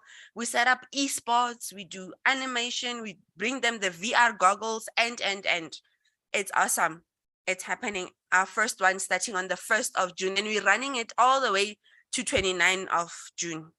I look like I've got it together. You have no idea what's happening inside. But the dark mentality, you don't want to get there. And that speaks to the last one, that self-pity doesn't look good on anyone, because we want to get in and say, you know, poor me, shame, and nobody's going to listen to that. Everybody wants to be with the winning team. So regardless of everything, any challenges that you are going through, look your best and just state what you need from those people. Leave the challenges behind. You'll deal with them. I'm not saying they don't matter, they do. But it is how you package them, when you package them, for whom. Sometimes they're not relevant. And it really doesn't look good to just always come in. And you'll be that person that everybody avoids, because every time you come around, oh my goodness, he's going to complain about money. It's going to sometimes just come up with solutions and people will come on and talk to you. So give yourself permission. I said the other time that Saski, it's packed because I wanted somebody to give me permission, Departments of Arts and Culture, to say, oh, this is such a beautiful initiative. Yes, let's support you. Nobody will give you permission. If you understand your what, and like I said, more importantly, your why, nothing else matters. So yeah, that's a whole lot of things that I know you have also heard, but the vision, the why, the focus, when you get there as well, guys, you do remember the journey, right? It has been hard for you. Make room for other people. There's no reason why it should be even harder for the next person when we have walked the walk. Let's make it better than we found it, as I was saying. So remember how I said I was top 10? Did I mention I was the winner? Like, not just top 10. You got this. We got this, you know? So by the end of the program, Africa Beyond the 4th Industrial Revolution was the winner for the Grindstone program for 2023. So regardless of everything else that you're going through, whoever says no, you keep pushing, you find other people, and even those that say no, it's not necessarily never. It is not now. Let's go back to them and it would be different, because just as we're going through things, the people we are approaching are going through things as well that we may not know about. So don't bend bridges. Don't go, no, it's okay. Not now. But next time we'll come back, and next time we'll make it work, and other partners, you know? So life just... And finally, it always seems impossible until it is done. So yeah, all of the best to everybody, and congratulations. Entrepreneurship is really not for the faint-hearted, right? Enjoy the journey though. Thank you. Excellent. Perfect. Great. Thank you so much, Kilebogile. You are a powerhouse and really a true force. And I love the energy that you brought into the room. Also, thank you very much around the lessons you've shared around failure. And I love how you also brought Ikigai into entrepreneurship and combining your true core why, your purpose, and how you make a living, and just touching on what was mentioned by Catherine earlier with women entrepreneurs, really epitomizing the concept of taking up space and not asking for permission, and really us not giving ourselves enough credit. But I think you really just do that so well, and thank you for the life lessons as well. But just to reiterate, Kilebogile was the winner of our Grindstone X 2022 program, which is our Grindstone All-Woman Accelerator program. And for those of you that are in the room and that may be interested in joining us, please feel free to reach out to me. We are recruiting over the next few weeks for our next cohort. And this is an Entrepreneurship Development Accelerator program that will be running very soon. And so for those of you that want to find out more, you can see the products of this program, but also the types of entrepreneurs that we are supporting. So again, Kilebogile, thank you you very much for the energy you've brought into the room. The comments in the chat have just been flowing. And once again, thank you as well for really gracing us at Grindstone with your presence in our program. You really have been a true inspiration to all of the ladies on the program, but as well as the team. And I am sure I see right now that you have inspired quite a few entrepreneurs in the room as well. And so congratulations and thanks for sharing once again. But next up, ladies and gentlemen, we will now be showcasing our entrepreneurs, the ladies and gentlemen that you are here waiting to see. So please be advised before we do start that there were some internet difficulties and some connectivity issues. We all know South Africa, load shedding, but there may be some delays in the pictures that you see. And so if you could just kindly be patient with us, but each entrepreneur will have 5 minutes to pitch, which will then be followed by 2 minutes of Q&A from our judges and audience, if there is any time, but the audience will pop some questions in the chat and feel free to do so, and we will get our entrepreneurs to either answer or one of the team members will be happy to help you with those answers. But before we hear from our entrepreneurs, I'd like for us just to quickly introduce our judges and find out who our judges are. So I know we have some judges that are joining us today in the room and some judges joining us online. So we will start with the judges that are in the room. Can we please, oh, there we go, zooming into them, perfect. All right, so I will start with May. If you may kindly just introduce yourself, let us know who you are, and possibly maybe what you're bringing to the judges panel. Sure. Thank you so much, Noni. My name is May Lazaridis. I'm part of the Think Room group, and I work within the operations and new business development team.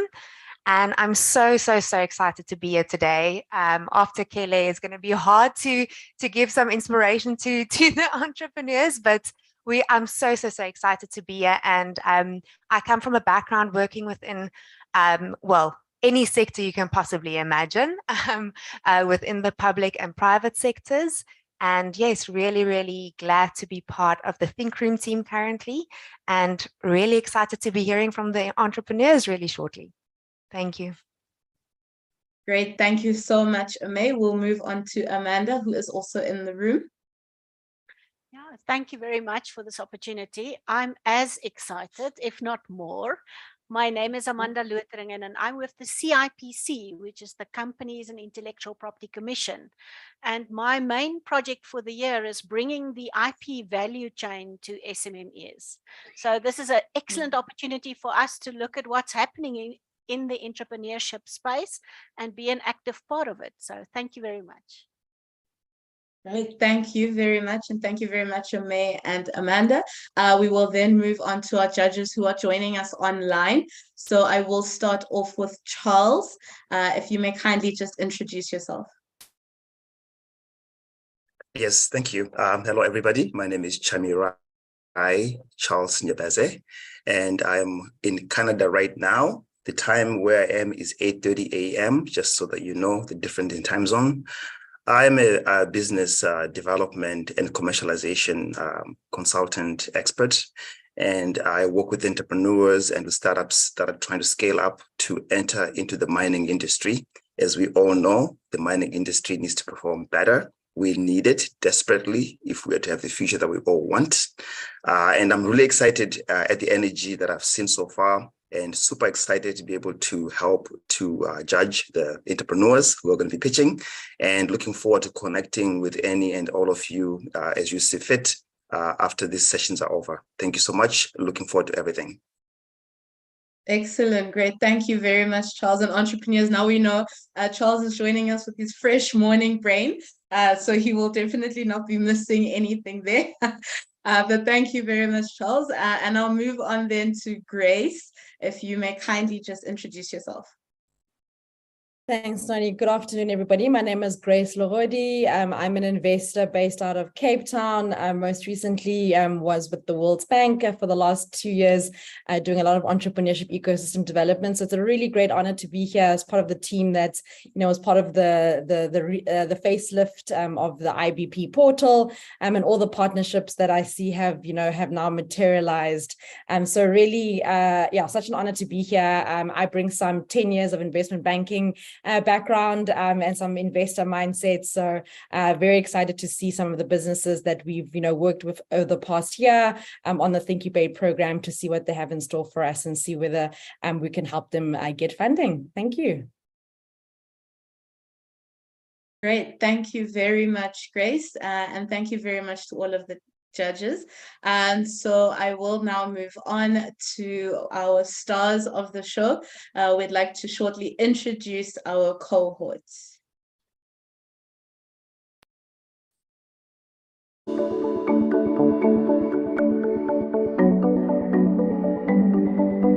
Okay, great. Excellent. Thank you very much, Lucy. And so let us meet our cohort. In South Africa today, joining us, our first entrepreneur who will be pitching is Woman Beauty, that is founded by Ruvimbu Zau. Growing up as a dark-skinned girl, I never considered myself beautiful because people who look like me were never considered by beauty brands. By the time I started wearing makeup, I noticed that many women have resorted to skin bleaching, or they don't participate in the beauty industry. This shortage of inclusive beauty brands, it still exists today, and it's impacting the self-worth of young girls.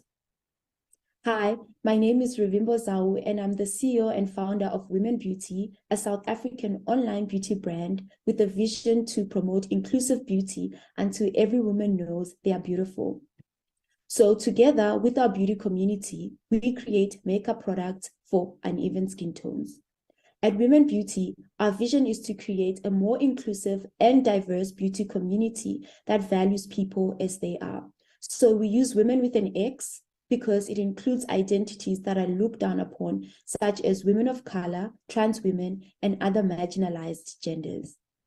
We currently have 10 product offerings, which include our best-selling eyeshadow palettes and lipsticks.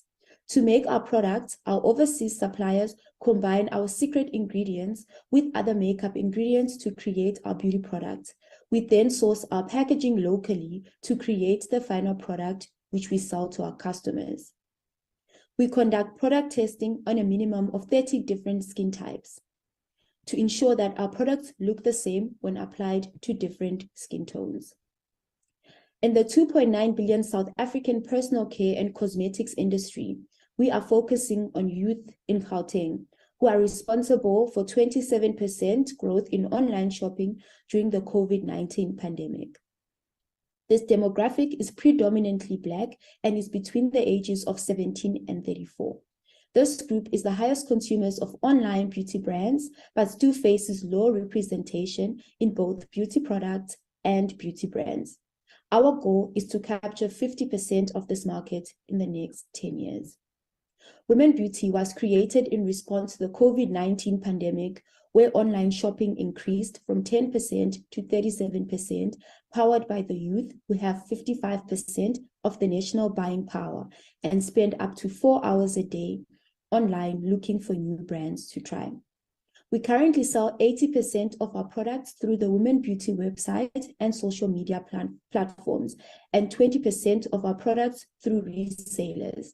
However, our goal is to open a physical store because our market research shows that 60% of our target market prefer to buy our products in person. I launched the business in April 2021 with a personal investment of $8,000 and managed to generate a revenue of over $9,600 in our first year. Since then, we secured our first partnership with a reseller, and we're the official beauty sponsor for Mrs. Universe South Africa. In our 2022 financial year, we generated a revenue of over $28,000.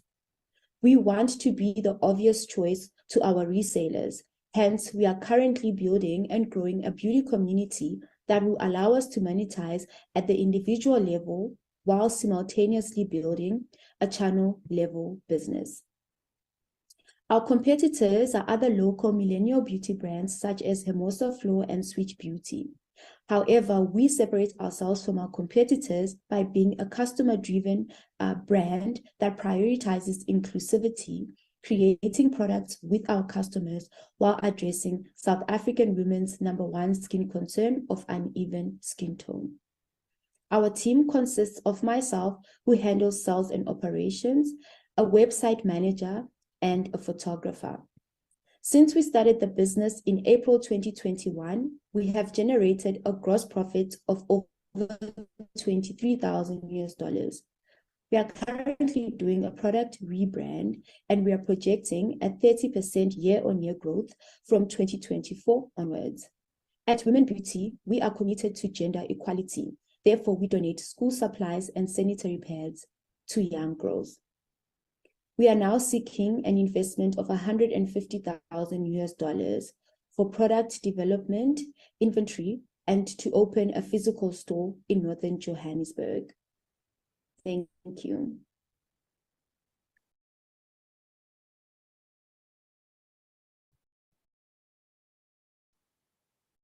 Excellent, great. Thank you very much. I'll now hand over to our judges, who will now have 2 minutes of Q&A. And so, Entrepreneur, I hope you're ready. You do only have 2 minutes to try answer as many questions as possible. So I will start with the judges in the room.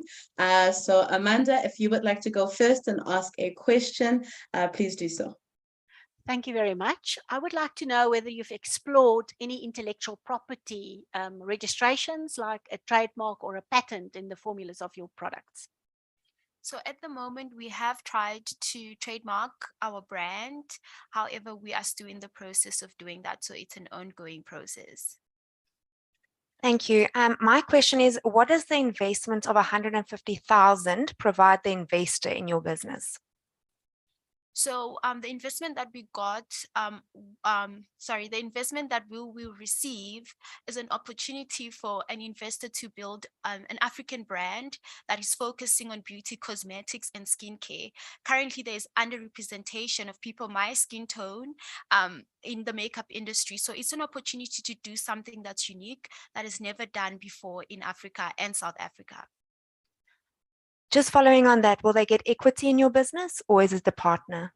Yes, we're willing to offer up to 10% equity in our business as a safe agreement. Great, thank you very much. I'll move on to the judges online. Charles, would you like to go first? Yes, Ravimbo, thank you for the presentation. My question is about supply chains. We're living in a world right now where local supply chains and, using local products is the preferred way of doing business.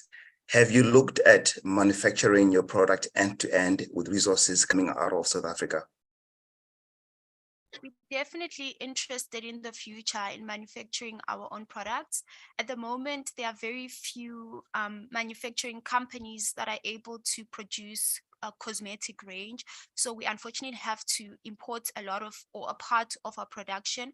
However, all our packaging is still sourced locally, and we hope we can continue to increase that until we are 100% locally made beauty brand.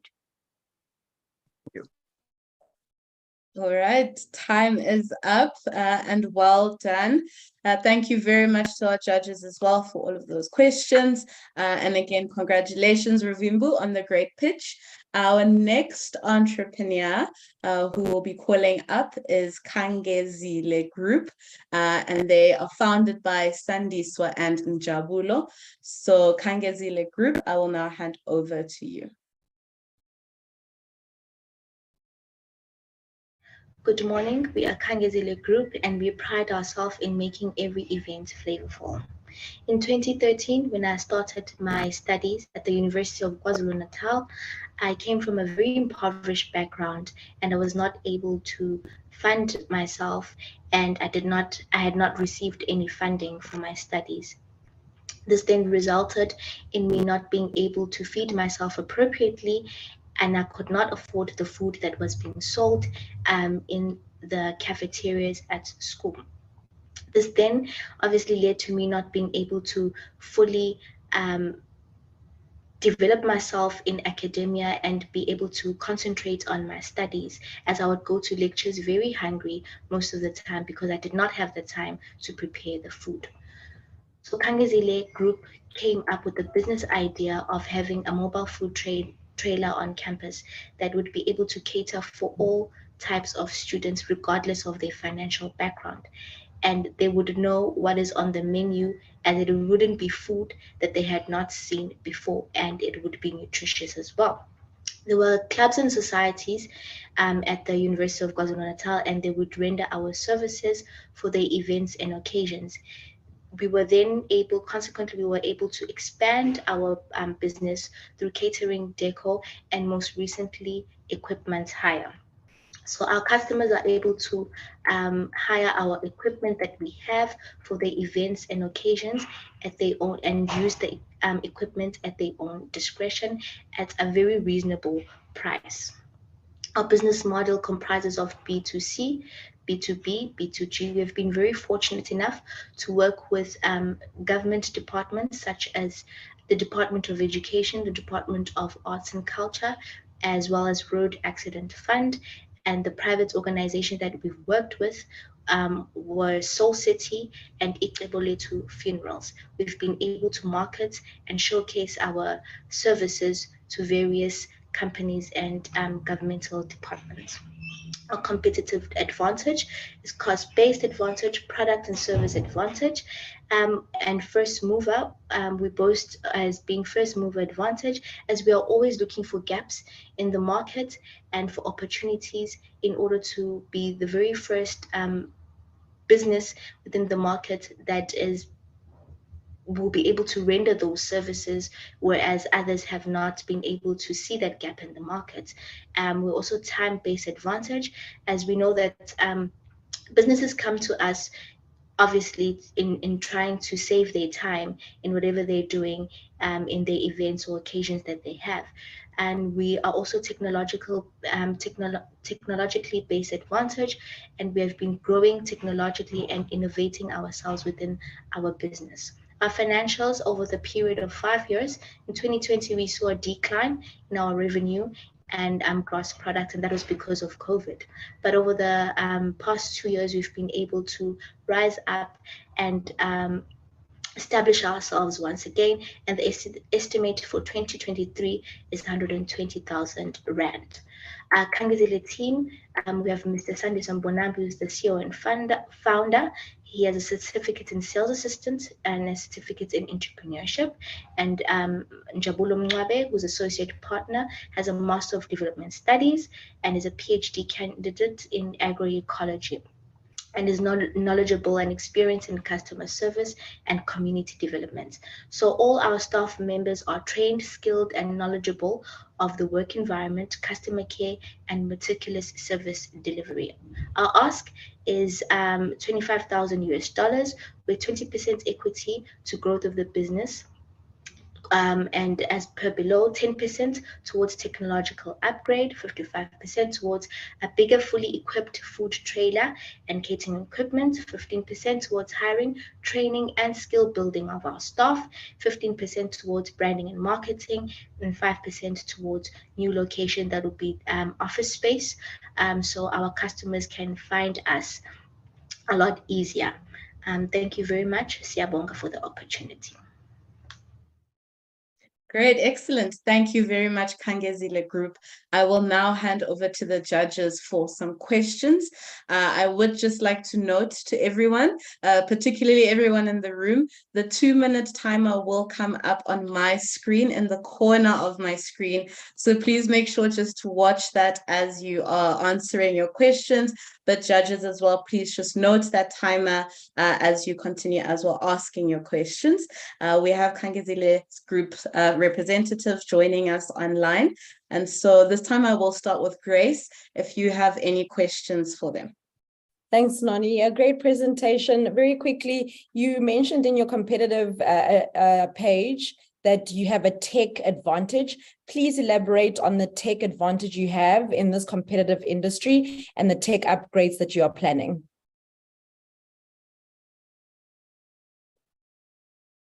You're on mute. Please unmute. There we go. Thank you. The tech advantage that we have in our business is that the being able to put ourselves out there as a business and making sure that our marketing is on point, but we want to improve on being able to track our sales and invoicing as well. That is what we currently don't have at Kangezile. Thank you. Okay, I guess I can go next. Thank you for the presentation. My question is about that investment that you're looking for. So if I give you this money tomorrow, when do I get it back? So we obviously not everything happens overnight. But because our business is multifaceted, like our income comes from our profits rather comes from different streams within the business, not only just food trailer, catering and decor and equipment hire, but obviously over the course of us actually using the money that has been invested in and actually growing in the aspects where we want to grow as a business, you'd definitely get your money back. The time frame, I wouldn't put a time frame at the moment, but the money would definitely come back. Thank you for the answer. Can I quickly ask you, before the time runs out, the 25 grand that you're looking for, how many new job opportunities will you create? And our time is up. I am so sorry, Amanda. In the spirit of being fair with all of the entrepreneurs, I do unfortunately have to stop everyone at 2 minutes. But thank you very much. And thank you to the judges as well. We will move on to our next entrepreneur joining us. And next up, we will have the Kwezi Innovations joining us with their founder, Nonhlanhla Mhlongo.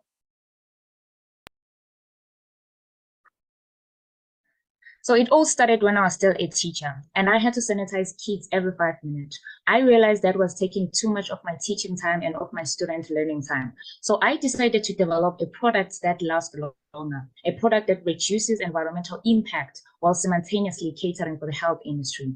Greetings, everyone. My name is Nonhlanhla Mhlongo from South Africa, and I introduce to you a biodegradable, peelable glove sanitizer. So the problem is plastic pollution that is caused by latex gloves that are being dumped on land and they end up in rivers and oceans. These latex gloves take years to decompose, and while they decompose, they release the main greenhouse gases that contribute to climate change. So I introduce to you our solution, a biodegradable 2-in-1 glove-like hand sanitizer that you apply in your hands and it stays effective for an hour. The glove is peelable and it dissolves in water within a few minutes, unlike latex glove that takes years to decompose. So we conducted an online survey to understand who our target market was, and the results show that our main target market was the health industry. So we had our technical feasibility study done by the Nelson Mandela University, and the results show that even though we do have competitors, our product was still sustainable and innovative. These are our 3 main competitors that were identified by the technical feasibility study: the Showa, the Uniglove, and the Abena. So our competitive edge is the fact that our product is a 2-in-1, which means it acts as a sanitizer and a latex glove. It is biodegradable, mainly made from organic ingredients that are easily accessible in Africa, which makes it sustainable and innovative. Our value proposition is the fact that we are solving 2 issues with 1 solution. This is our business model. So we are a business to government. So our distribution and manufacturing company will distribute our products to the government, and the government will supply to its public health facilities. So these figures are subject to change. So it's going to cost us about $2.95 to make 1 bottle that we're going to sell at $7.53 and then get a profit of $4.53. So we're going to make about $112,950 per month. And if we deduct our expenses from that, we're going to be left with $68,550. These are our financial projections. Our product's price is going to increase by 10% each year, and our production is going to double because by then we're going to have enough equipment and we would have hired enough people to increase our production. These are the 3 sustainable development goals that we're focusing on: goal number 3, 6, and 12, with the main focus on goal number 13, which is climate change.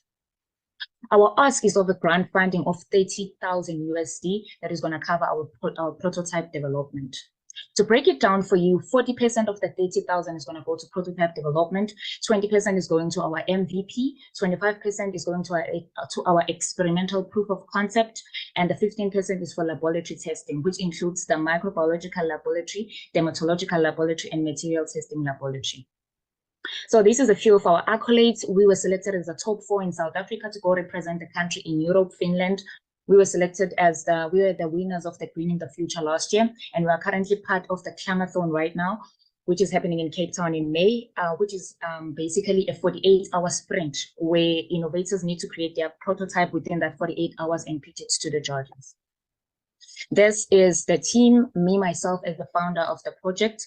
I'm an innovator climate change activist who is passionate about technology, together with my co-founder, Sinagelo Buthelezi. She's working on the marketing and sales of the business. We have Sanele Zwane, who is a professional nurse. He's working on the internal research, understanding issues that healthcare practitioners have when it comes to gloves and sanitation. We also have Silindo Masugu, who is a medical doctor. He's helping us translate scientific data into more basic information so that we work collectively and successfully as a team. Thank you very much. Excellent. Thank you very much, Nonhlanhla. I will now hand over to our judges. And Amanda, I'd like to start with you next if you have any questions. Thank you very much. I would like to know whether you've got an expert in intellectual property on board to look at the patentability of this innovation. Thank you for your question. We had our technical feasibility study done by the Nelson Mandela University last year, and it was funded by TIA, Technology Innovation Agency. So right now we are waiting to get funding so that we get our prototype tested, developed. I would like to know, have you liaised with government being your main target market regarding market needs? 3 of my co-founders are working on the health industry already. So we have consulted with the Department of Health to understand if this was a product that they were going to use when it comes to the market. But then they are waiting for us to have samples. That's why we are looking for funding, for grant funding, so that we have a prototype to show when we go and send it to them. We can move over to our judges online. Okay, Grace was waiting for you. Okay, thank you for the presentation. My question is regarding raising awareness of this new technology. What platforms or venues are you going to use to get the word out on this new innovation? I think since technology and social media is like the main platform that people are more using these days, I think we're going to use social media networks just to spread the word out. And we're also going to contact the Department of Health so that they talk to their healthcare facilities about the products that we want to bring that is going to substitute both latex gloves and sanitizers. And you've double checked that there's nothing of this kind, broader, globally, etc.? The feasibility study stated that we do have competitors, but then our competitors are not as biodegradable and they are not a 2-in-1. So they are just like a latex glove and right. Our peels off and it is also Time is up. Thank you very much, Santa, and well done. Congratulations on being able to answer questions from all 4 judges, and thank you to the judges for those questions as well. We will move on to our next entrepreneur, who is Farmru, founded by Tsele Zuluso. I hope I pronounced that right. And Farmru, over to you. Hi guys, I'm Tsele Fair, founder of Farmru, which stands for Farming for Rural Areas. So at Farmru, we have a firm belief that agriculture can be a saving grace to alleviate some of the social ills in our communities, such as high unemployment levels and high poverty levels. But this is currently not happening because farmers there are faced with a lot of challenges.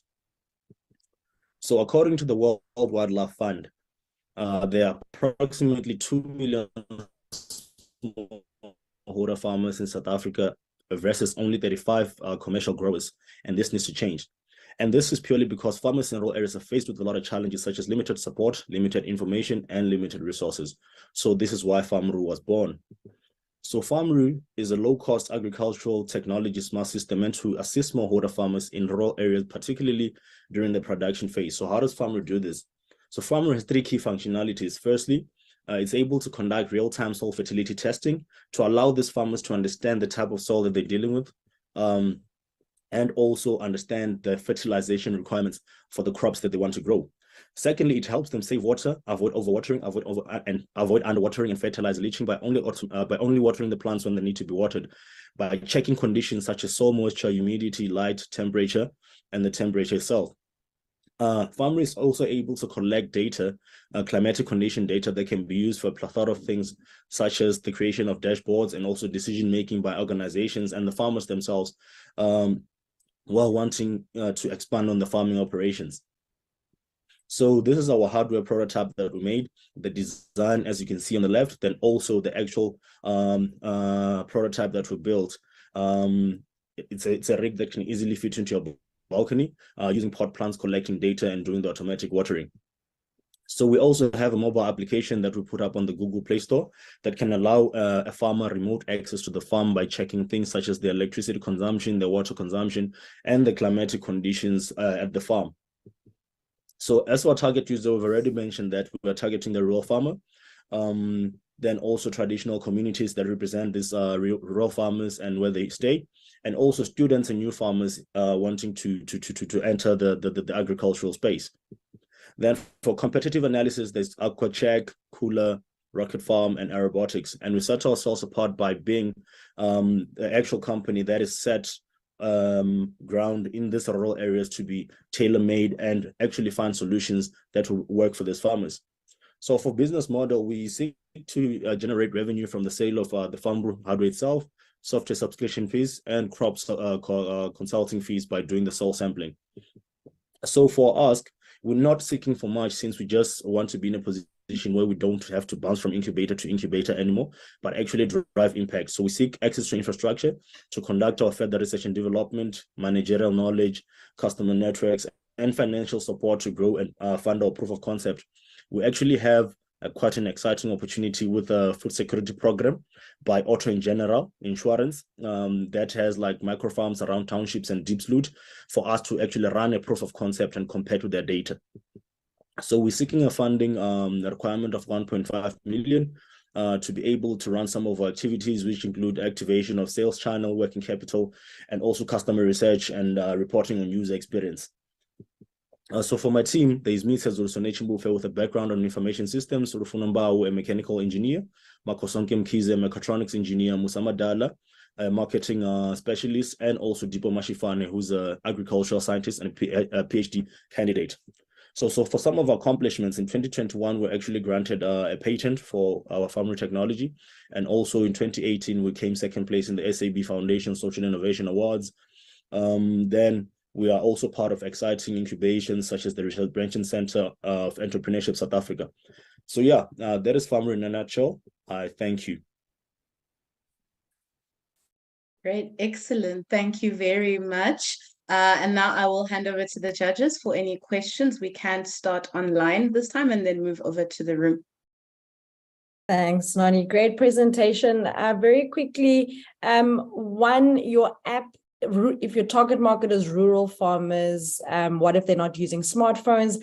And two, most importantly, market sizing. How much of this market do you believe you can capture? If you can quantify that, have you done that research? Thank you for the question, Grace. So yeah, as you mentioning, like our target market is the rural farmer. So we're actually looking into like implementing USSD, where we can have like an SMS type of system to give like reporting, like using that, because most farmers in these areas, and also checking things such as network coverage, because like our system is based on like GSM and like user network. And also, like as I mentioned, like there's approximately 2 million smallholder farmers in South Africa versus only, as you said, network coverage. So yeah, I think the market size right now for smallholder farmers is approximately 2 million. Then we're starting off like in Limpopo, like the predominantly rural provinces, Limpopo, Eastern Cape, Northern Cape. Yeah, let me keep it short in terms of the answering. Let me not dive deeper. Next question. Thank you. My question is concerning traditional knowledge. some of these farmers have been farming for years in their areas. How are you incorporating traditional knowledge into your application? Yeah, so like in incorporation of traditional knowledge, we actually want to do away with things such as synthetic fertilization. We actually want farmers to be able to use things that are readily available to them, cow manure, chicken manure, to cap or to do away with synthetic fertilizers, or to do away with the cost of synthetic fertilizer, because a bag of fertilizer that I was buying for about $3.69 2 years ago is like 1.2 now. So you can imagine. So we actually look at that and like trying to understand this farmers like in depth. Farming is expensive. And why would I, as a small farmer, spend money on your Right. device? Our time is up. Our Q&A time is up. Thank you very much, judges, and thank you very much as well to Farmaru. Congratulations for the great pitch. We will now move on to our next entrepreneur, who is Busani Solutions Group, and they are founded by Nkululeko Mahlangu. So Busani Solutions Group, over to you. Welcome to Busani, Innovative Textile Solutions. My name is Nkululeko Mahlangu, and I run a clothing manufacturing business.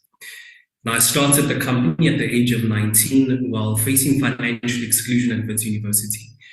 I decided to find a job at Investec Private Bank. However, lo and behold, I just had no money for clothes. What became my lack then became my prime source of income. Today, I'm a Forbes Africa 30 under 30 lister, as well as a Pan-African 100 most influential African leader. Now, the biggest problem or challenge that we face in the clothing industry is we've had a massive decline of clothing manufacturers since 1994, and this was caused by cheap imports.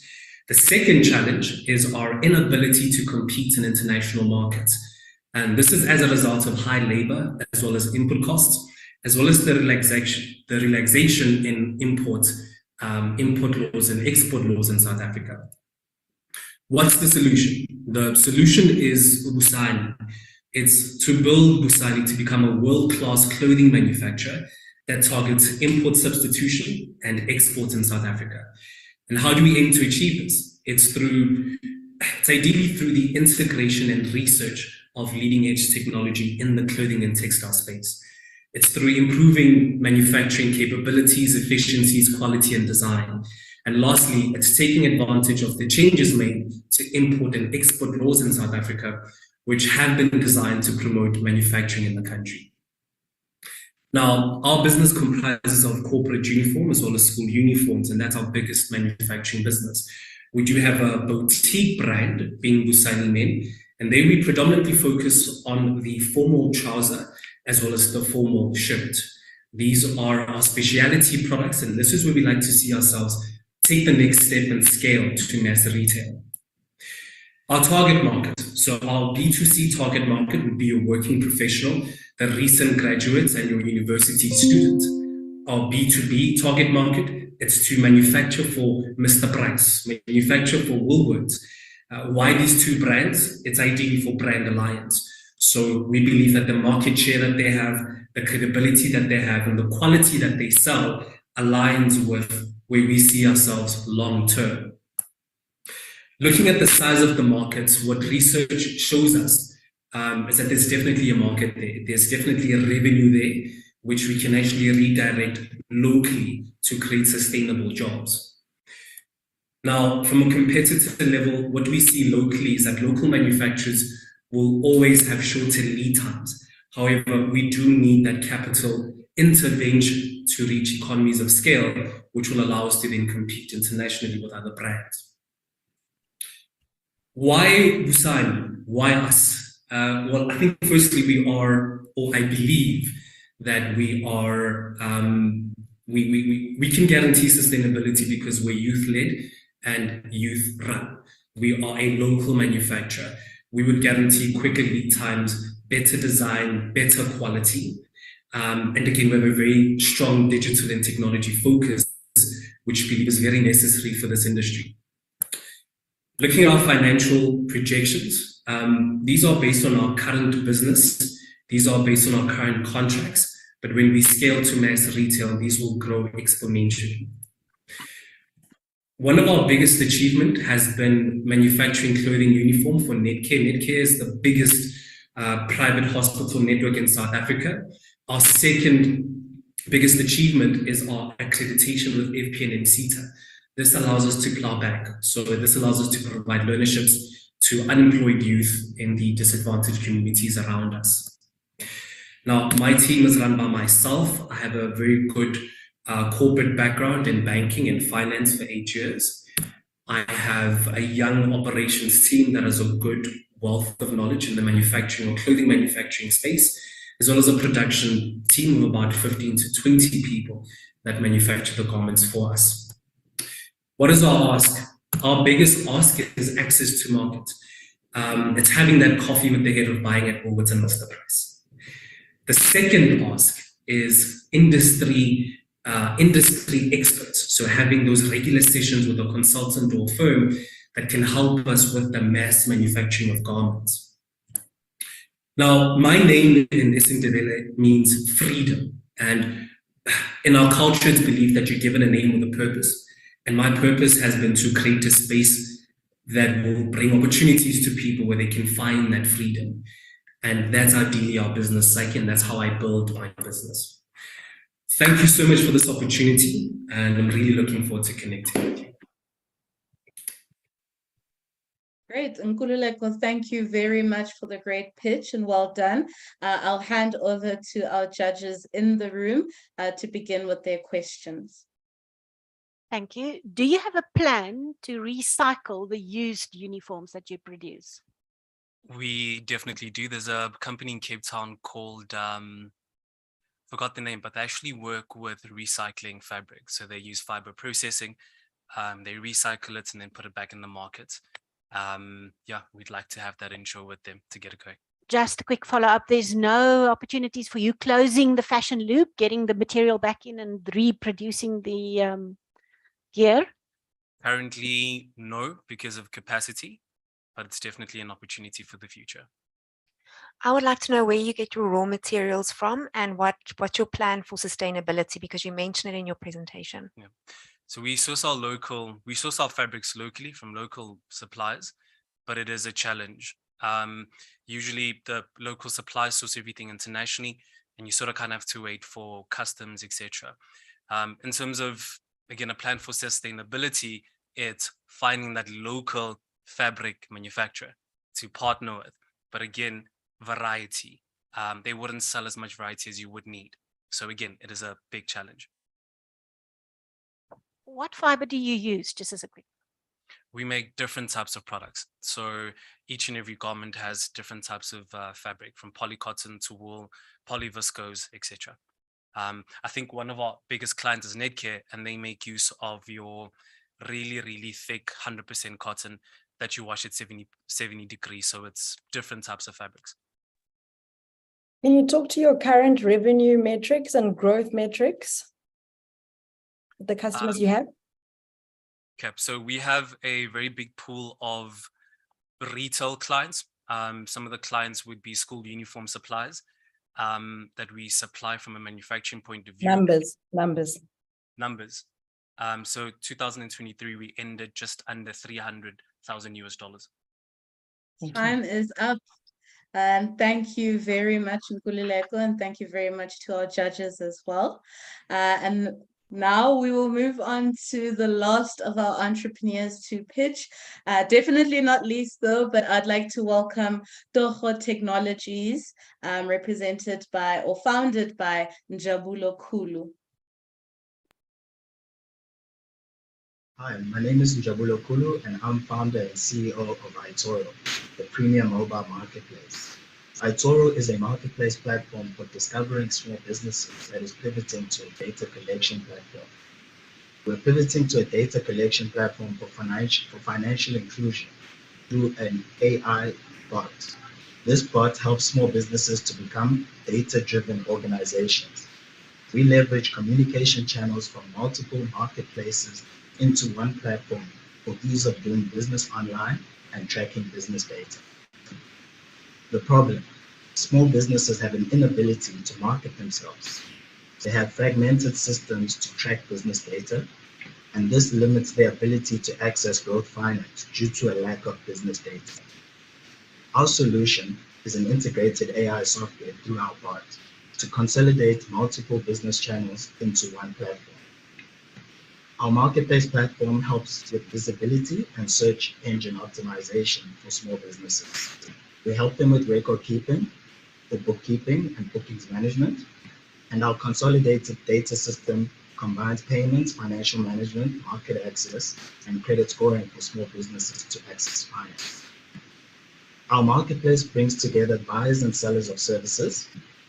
You're able to browse services, compare local profiles for pricing and reviews, communicate with the business, make a booking and pay on the platform, as well as keep a record of transaction for performance management. Why now? E-commerce in South Africa is about to boom. Consumer spending is on the rise and there's a growing demand for convenience. And the opportunity in the rest of Africa is even larger, with cost of connection being reduced, smartphone penetration on the rise, and more than 1 billion mobile subscribers expected. Our competition in our ecosystem, where we position ourselves as a complementary service. We leverage other communication channels into one for ease of business tracking, for record keeping. Why is this important? Well, our business model is a free listing marketplace where we charge a subscription to integrate other multiple communication channels. We charge a $40 per credit lead from our marketplace and a commission as a percentage of credit. And looking forward, we're looking to develop an escrow model for our marketplace. Our ask, we're looking for pre-seed investment of $500,000 to develop the product, to do market research, to execute our use case, and a soft launch. Our funding schedule, we're looking for $500,000 for a safe agreement at this stage. This investment presents an opportunity to invest in an emerging market fintech brand with exit opportunities with media companies and telecoms. Our traction, we've raised $30,000 grant funding from the Department of Trade and Industry, and we have 500 listings of small businesses on our platform. Our team, founded by myself with a background in corporate development and VC experience for Faisani Capital, in their $26 million growth fund. Tapiwa works with our software development company, Nephis Digital.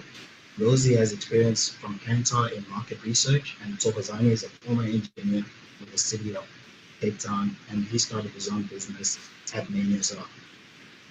That's our team. Thank you, and we look forward to empowering small businesses to grow. Thank you. Great. Thank you very much, Njabulo, and well done on the great pitch. I will now hand over to our judges for the final round of questions. So this time we can start online. Perhaps, Charles, maybe you would like to ask a question first, and we'll move over. Thank you, Njabulo, for the presentation. My question is concerning cybersecurity. I didn't hear you mention anything about cybersecurity, and we know that one of the biggest threats to online business is cybersecurity. Please comment on that. Yeah, cybersecurity is something that we've taken into account. Our sort of data collection is at a price. I think the model works in an API model where we are a broker. So we ensure that the data is ring-fenced within our ecosystem. But for our product where we utilize other marketplaces, we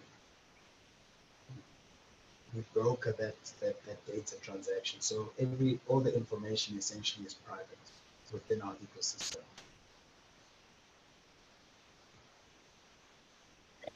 Njabulo, we do struggle to hear you a bit, so if you can maybe just speak up a little bit. A question from my side, the 30,000, given where you are in your business at the moment, the 30,000 grant funding you've received to date, what have you done with it to develop this business?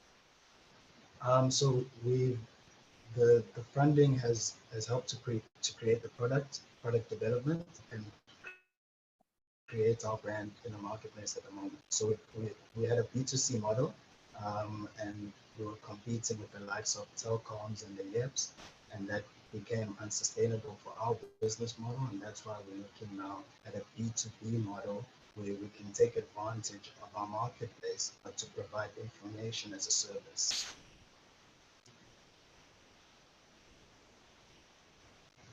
I would like to know if you've done any market research and what the size looks like. Yeah, the market research, we think we can obtain 50,000 SMMEs, but with partnerships, we could achieve maybe 500,000 within South Africa, but then outside 5 million in sub-Saharan Africa.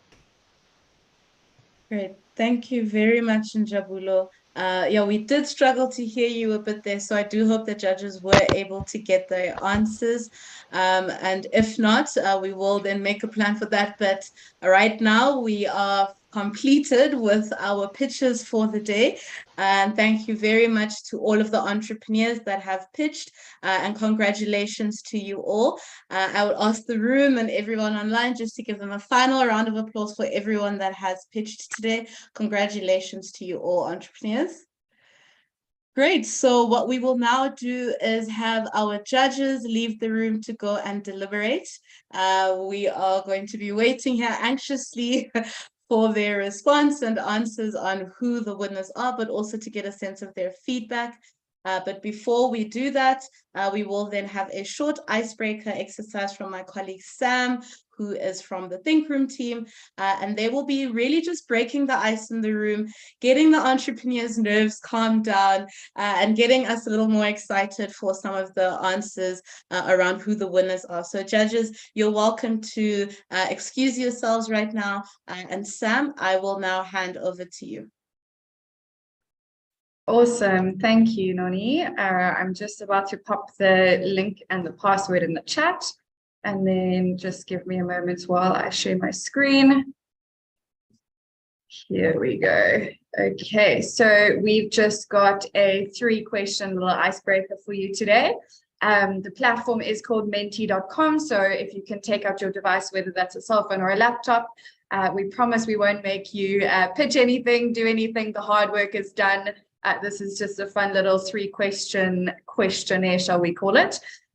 So you can go onto the platform menti.com. That's menti.com. And then once you're on the website, you can enter the code 74199795. I have popped that link and password into the Zoom chat, so you can just copy and paste that onto the platform. And then once you're in, you can just click on the heart on the bottom right corner of the screen to let us know that you are in the platform. As promised, we won't make you do anything funny. You're not going to have to shout out loud or anything like that. It's just a fun little questionnaire on the platform. So that's one more time, that's menti.com, and then the code is 74199795. Just a little fun icebreaker while our judges deliberate. I see we've got 7 people in. Just a reminder to click on the little heart icon so that we know you're on the platform. But we will get going, and if anybody else wants to join, you are more than welcome to still do so while we are going through. So question number 1, if you had to eat one meal for the rest of your life, what would it be?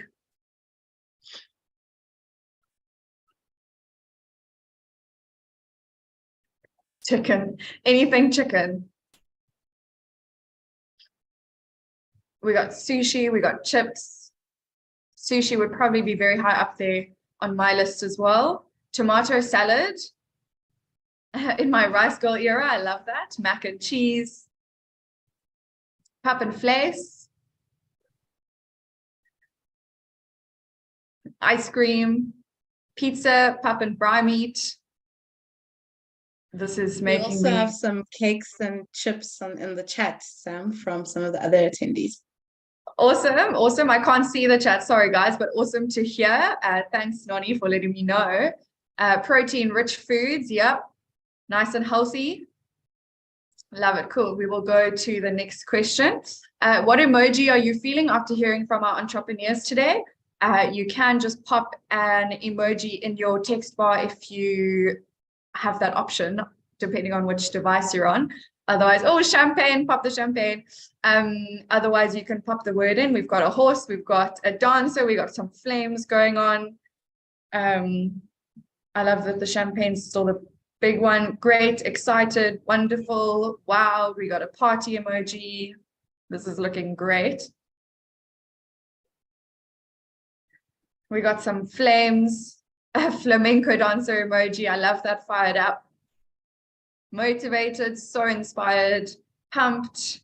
Awesome. Cool, guys. We will go to our next and final question.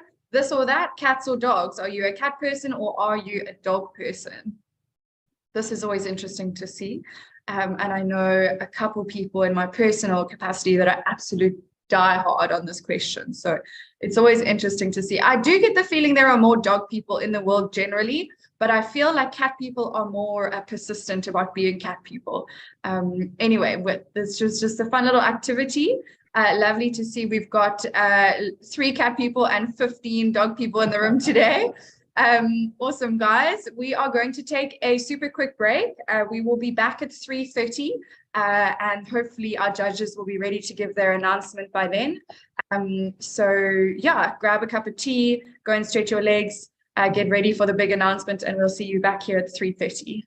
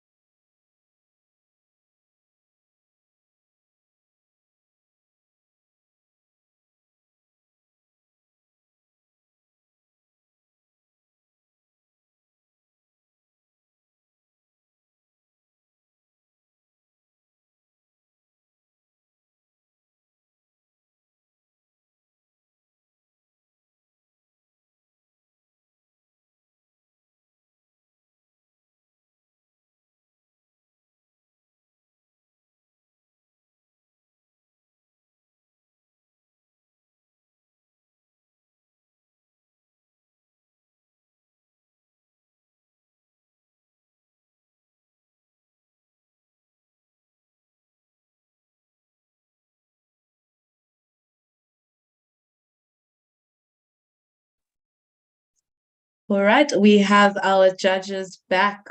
Welcome back, everyone. I hope everyone in the room has also settled in.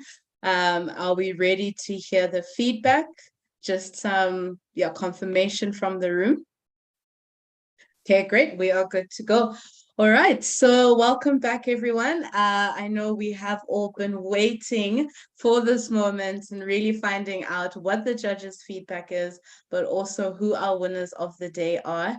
And so what we would like to do before we find out who our winners are, it would be great just to get a sense from all of the judges if they do have any feedback for the entrepreneurs as a group, not individually, and just sharing, what they could have improved on or any lessons that they can take forward as they continue pitching in future. And so I think we can start in the room.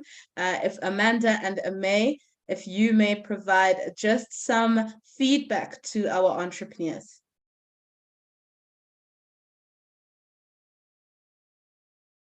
The room is still muted, so we're not able to hear you.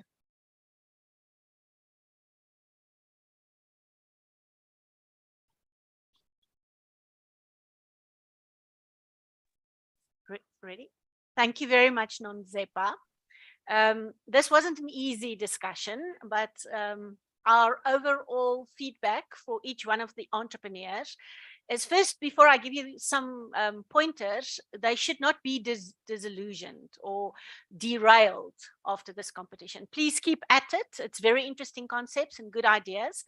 Feedback generally is that look at the cost benefit analysis a bit more. All wonderful ideas are there, but if it's not worth your while or your customers' while, and it's becoming too expensive for them, so make it worth their while. So cost benefit is important. And then lastly from me, intellectual property, value chain, patents, copyright, your trademark, that is an area that you can focus on much more, because that will add sustainability to your business, and there's a lot of potential there, even to gain access to funding. So thank you very much. Thank you so much, Noni. And to the entrepreneurs here today and online, I just want to tell you, you guys are amazing, and that we really salute you today. We know this is not easy putting yourself out there. It's really, really tough. And thank you. Thank you for coming today. And thank you for the tireless efforts that you put into the pitches, for being here today, for answering our questions. Thank you. And please also know that this isn't the end of the road. This is just the start. I mean, many of you are still in ideation phase. Learn from others, learn from Kelly. She's here to support, learn from us, be part of a network of people that can support you. And really, to take advantage of that opportunity, to really ask questions and learn from one another, like Kelly said earlier. So I really just wanted to reiterate that before I go into some quick tips.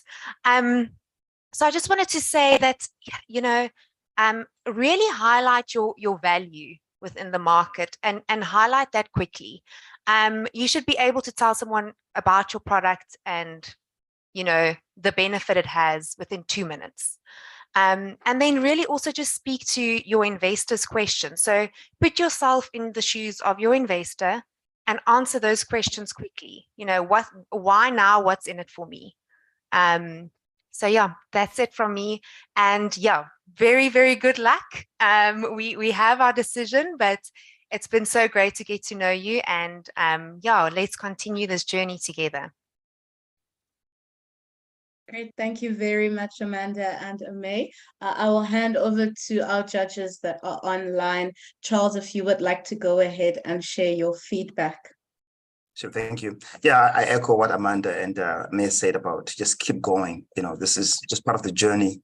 So, the best warriors are the ones likely with the most scars. So just keep at it. So I've got about 5 points I want to make real quick. Okay, the first point I want to make is money likes to feel safe. So don't give anyone a reason to think that their money is not going to be safe with you. So be very clear on when, people get their money back if they make an investment. Don't leave that any kind of doubt in that. The next thing I want to say is try and leverage local supply chains. The whole idea here is that if you can use local supply chains, you actually create jobs within the supply chain. So it's very important to leverage that as much as possible. Another thing I want to share with you is the third thing is don't reinvent the wheel. Okay, look, the wheel's been reinvented, don't reinvent it. So find out which components of the wheel you want to add value to. Maybe it's a new rubber on the wheel, but don't reinvent the whole wheel. Just take that into heart. The fourth thing I want to say to you is time to market is key. It's maybe even more important sometimes than even patenting, right? Even though patenting is important, but time to market. Get to market as quickly as humanly possible with your product or service, because this world, everybody's getting smarter, fast. ChatGPT is making people smart who were not as smart as they thought they were, but now they're smarter. The last thing I want to say is made in Africa, made in South Africa, right? Let's try and get everything that we input into doing whatever we're doing to be made on the continent and be not so reliant on what's coming from the outside. Thank you for your effort, and I wish you all the best of luck. God bless.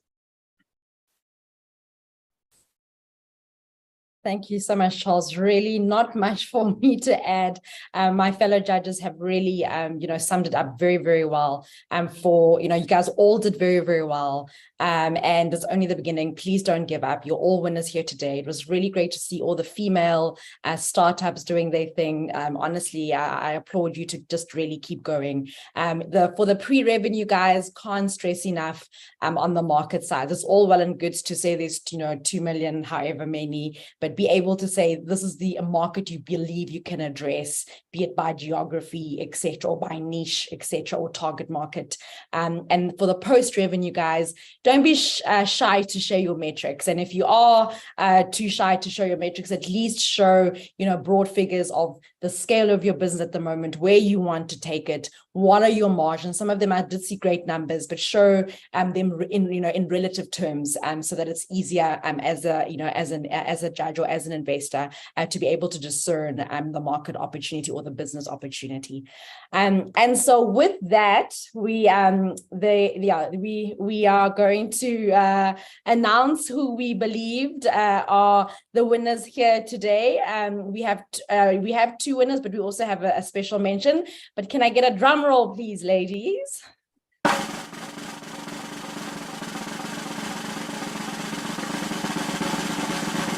All right.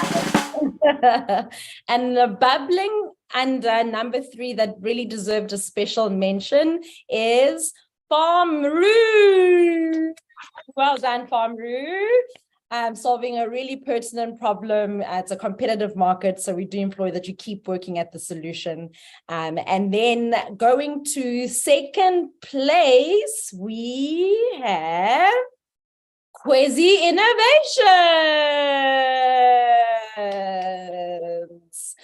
We believed you had a really, innovative model. Would be great to still see how, practically it all comes together. And just the cost benefit analysis that was spoken to. But yeah, honestly, we really hope that you can harness your innovation further. And then, without further ado, number 1 is Women Beauty. Well done, Women Beauty. You're in a very competitive market, but you really, believe that you really, found the niche in terms of the overlooked market. So we really, really implore that you get into as many partnerships as you can with B2B so that you can scale your business. But yeah, congratulations to all the winners. Great to see all the diversity, all the innovative solutions. And with that, over back to you, Nani. Great. Thank you very much, Grace, and well done to our winners. And just as a reminder, just to mention the prizes that they will receive, there is the purple go-to-market package sponsored by Think Room Consulting that will go to our first prize winner, and the second prize will receive the blue go-to-market package sponsored by Think Room Consulting. Thank you very much to Think Room for these prizes, and once again, congratulations to our winners. You've all done amazing, and we are really excited to see the developments that come. I will just ask the room one more time just to give a round of applause to everyone that pitched, as well as our winners. I think everyone in the room really does deserve it. You've all done an excellent job at your pitches, and congratulations on all of your hard work. All right, and last but of course not least on our agenda, we will be hearing our closing remarks from the World Bank. And this afternoon we are joined by Asmeen Khan, who is the manager of operations for the World Bank in Southern Africa, based in Pretoria. Ms. Khan has worked for the World Bank for over 25 years with operational and corporate assignments in East and South Asia, based in Indonesia, Thailand, Cambodia, and India. Asmeen, thank you for joining us today, and over to you for our closing remarks. Thanks so much, Noni. I feel I'm getting to know you very well online because I've attended 4 out of the 5 sessions this week. I think we started off with Namibia on Monday, followed by Eswatini and Lesotho. I missed Botswana this morning, but it's nice to end up with South Africa and to actually be in the room. And first, again, I want to thank our wonderful entrepreneurs. It's always so exciting to be in the room with such brilliant young talent, such great new ideas. You know, it's like I was talking to Ganesh, we all wish we were all out there doing the same thing, but we wouldn't have as many creative ideas as you. So I've been given the task of thanking everybody who's made this amazing week of events happen. I actually attended the same thing last year in May, and it was a much bigger event. There was a lot of noise and excitement and music and confetti in the room.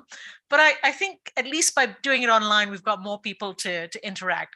And as I was talking to Catherine, it's the networking that goes on, you guys meeting each other, talking to each other, exchanging your LinkedIn profiles. Don't be shy. Go and talk to 3 or 4 people you don't know. Just introduce yourself, because that's how you develop your business and your ideas, by just meeting people in these events and exchanging your card and your contact details and saying, can I bug you? I want to kind of think through this idea a bit more. That's the real benefit of these kinds of events, is just making those contacts and really work on your LinkedIn profiles, because that's so important in this day and age. So let me start off by thanking a whole bunch of people. I want to thank Noni, because she's been at this throughout the whole week. I also want to thank all our real speakers in the room today. Don, Kelly, who amazing. We need to work together. Catherine, who was online and then came into the room. Ganesh. So I think that's, and then Michelle, of course, who's been at this all week and behind the scenes. So thank you, Michelle, for again, you know, doing what you do so well. But let me just go through the whole list of people who've been involved in all these 5 events. The Think Room team: Catherine, Sam, Lucy, Anne, Cameron, and then the coaches. Sorry, the coaches, Cameron, Dudu, and Nontu. Then I want to thank our own World Bank intern, Asande Malaba, who's from the Banking Association of South Africa, and she says she's going to take a day off tomorrow and sleep. So she's been working really hard behind the scenes. Colleagues from the South African Department of Science and Innovation, Dan, Nandumi, PK, and Michelle. Then the judges, of course, who we wouldn't be able to give prizes out without the judges: Grace, Amanda, Charles, and Anne. Thank you so much, particularly Charles, who's sitting in Canada and probably had to wake up early. And then finally to our entrepreneurs and Women in Beauty, Kangalize, Kwizi, Famaru, Busani, and Toro. Big hand of applause. Thank you again for being courageous, standing up, giving your pitches, answering all the tough questions. And we really hope that this will again be a starting point for you to continue your journey and grow your business. And thank you everyone who actually came face to face for the event today. So with that, I'd like to end my remarks and thank you all once again. Excellent. Thank you very much, Asmeen, and thank you also. And touching on that point of networking, I would just quickly like to highlight for those of you that are in the room, we do have some investors in the room that are wanting to meet you. And so if you do catch a chance, just make sure to greet Umtobisi Shandu as well as Tabelo Rachilu from the Savant team. To our entrepreneurs in the room, don't be shy to network, ask them questions, ask them feedback. But thank you very much to everyone everyone that has joined us. This whole week has just been a week of pure talent, and it has come to an end. And for those of you that have been here for all the events, you must have this drilled in your heads by now. But I want to just say once again that it really does take an ecosystem to build an entrepreneur. And I'd like to express my sincere thanks to all of you in the room, everyone online, for just being an amazing ecosystem of support. Thank you to the coaches and mentors as well that have played a really integral role in the success of today, as well as our entrepreneurs. And as all the partners that were mentioned as well, thank you very much to you and our guests as well. A special thanks to you for being here to support all of our entrepreneurs. And lastly, thank you to all of the entrepreneurs for your bravery, but more importantly, trusting the partner organizations with your businesses. And we're really looking forward to watching your developments, and we will continue to stay in touch with you.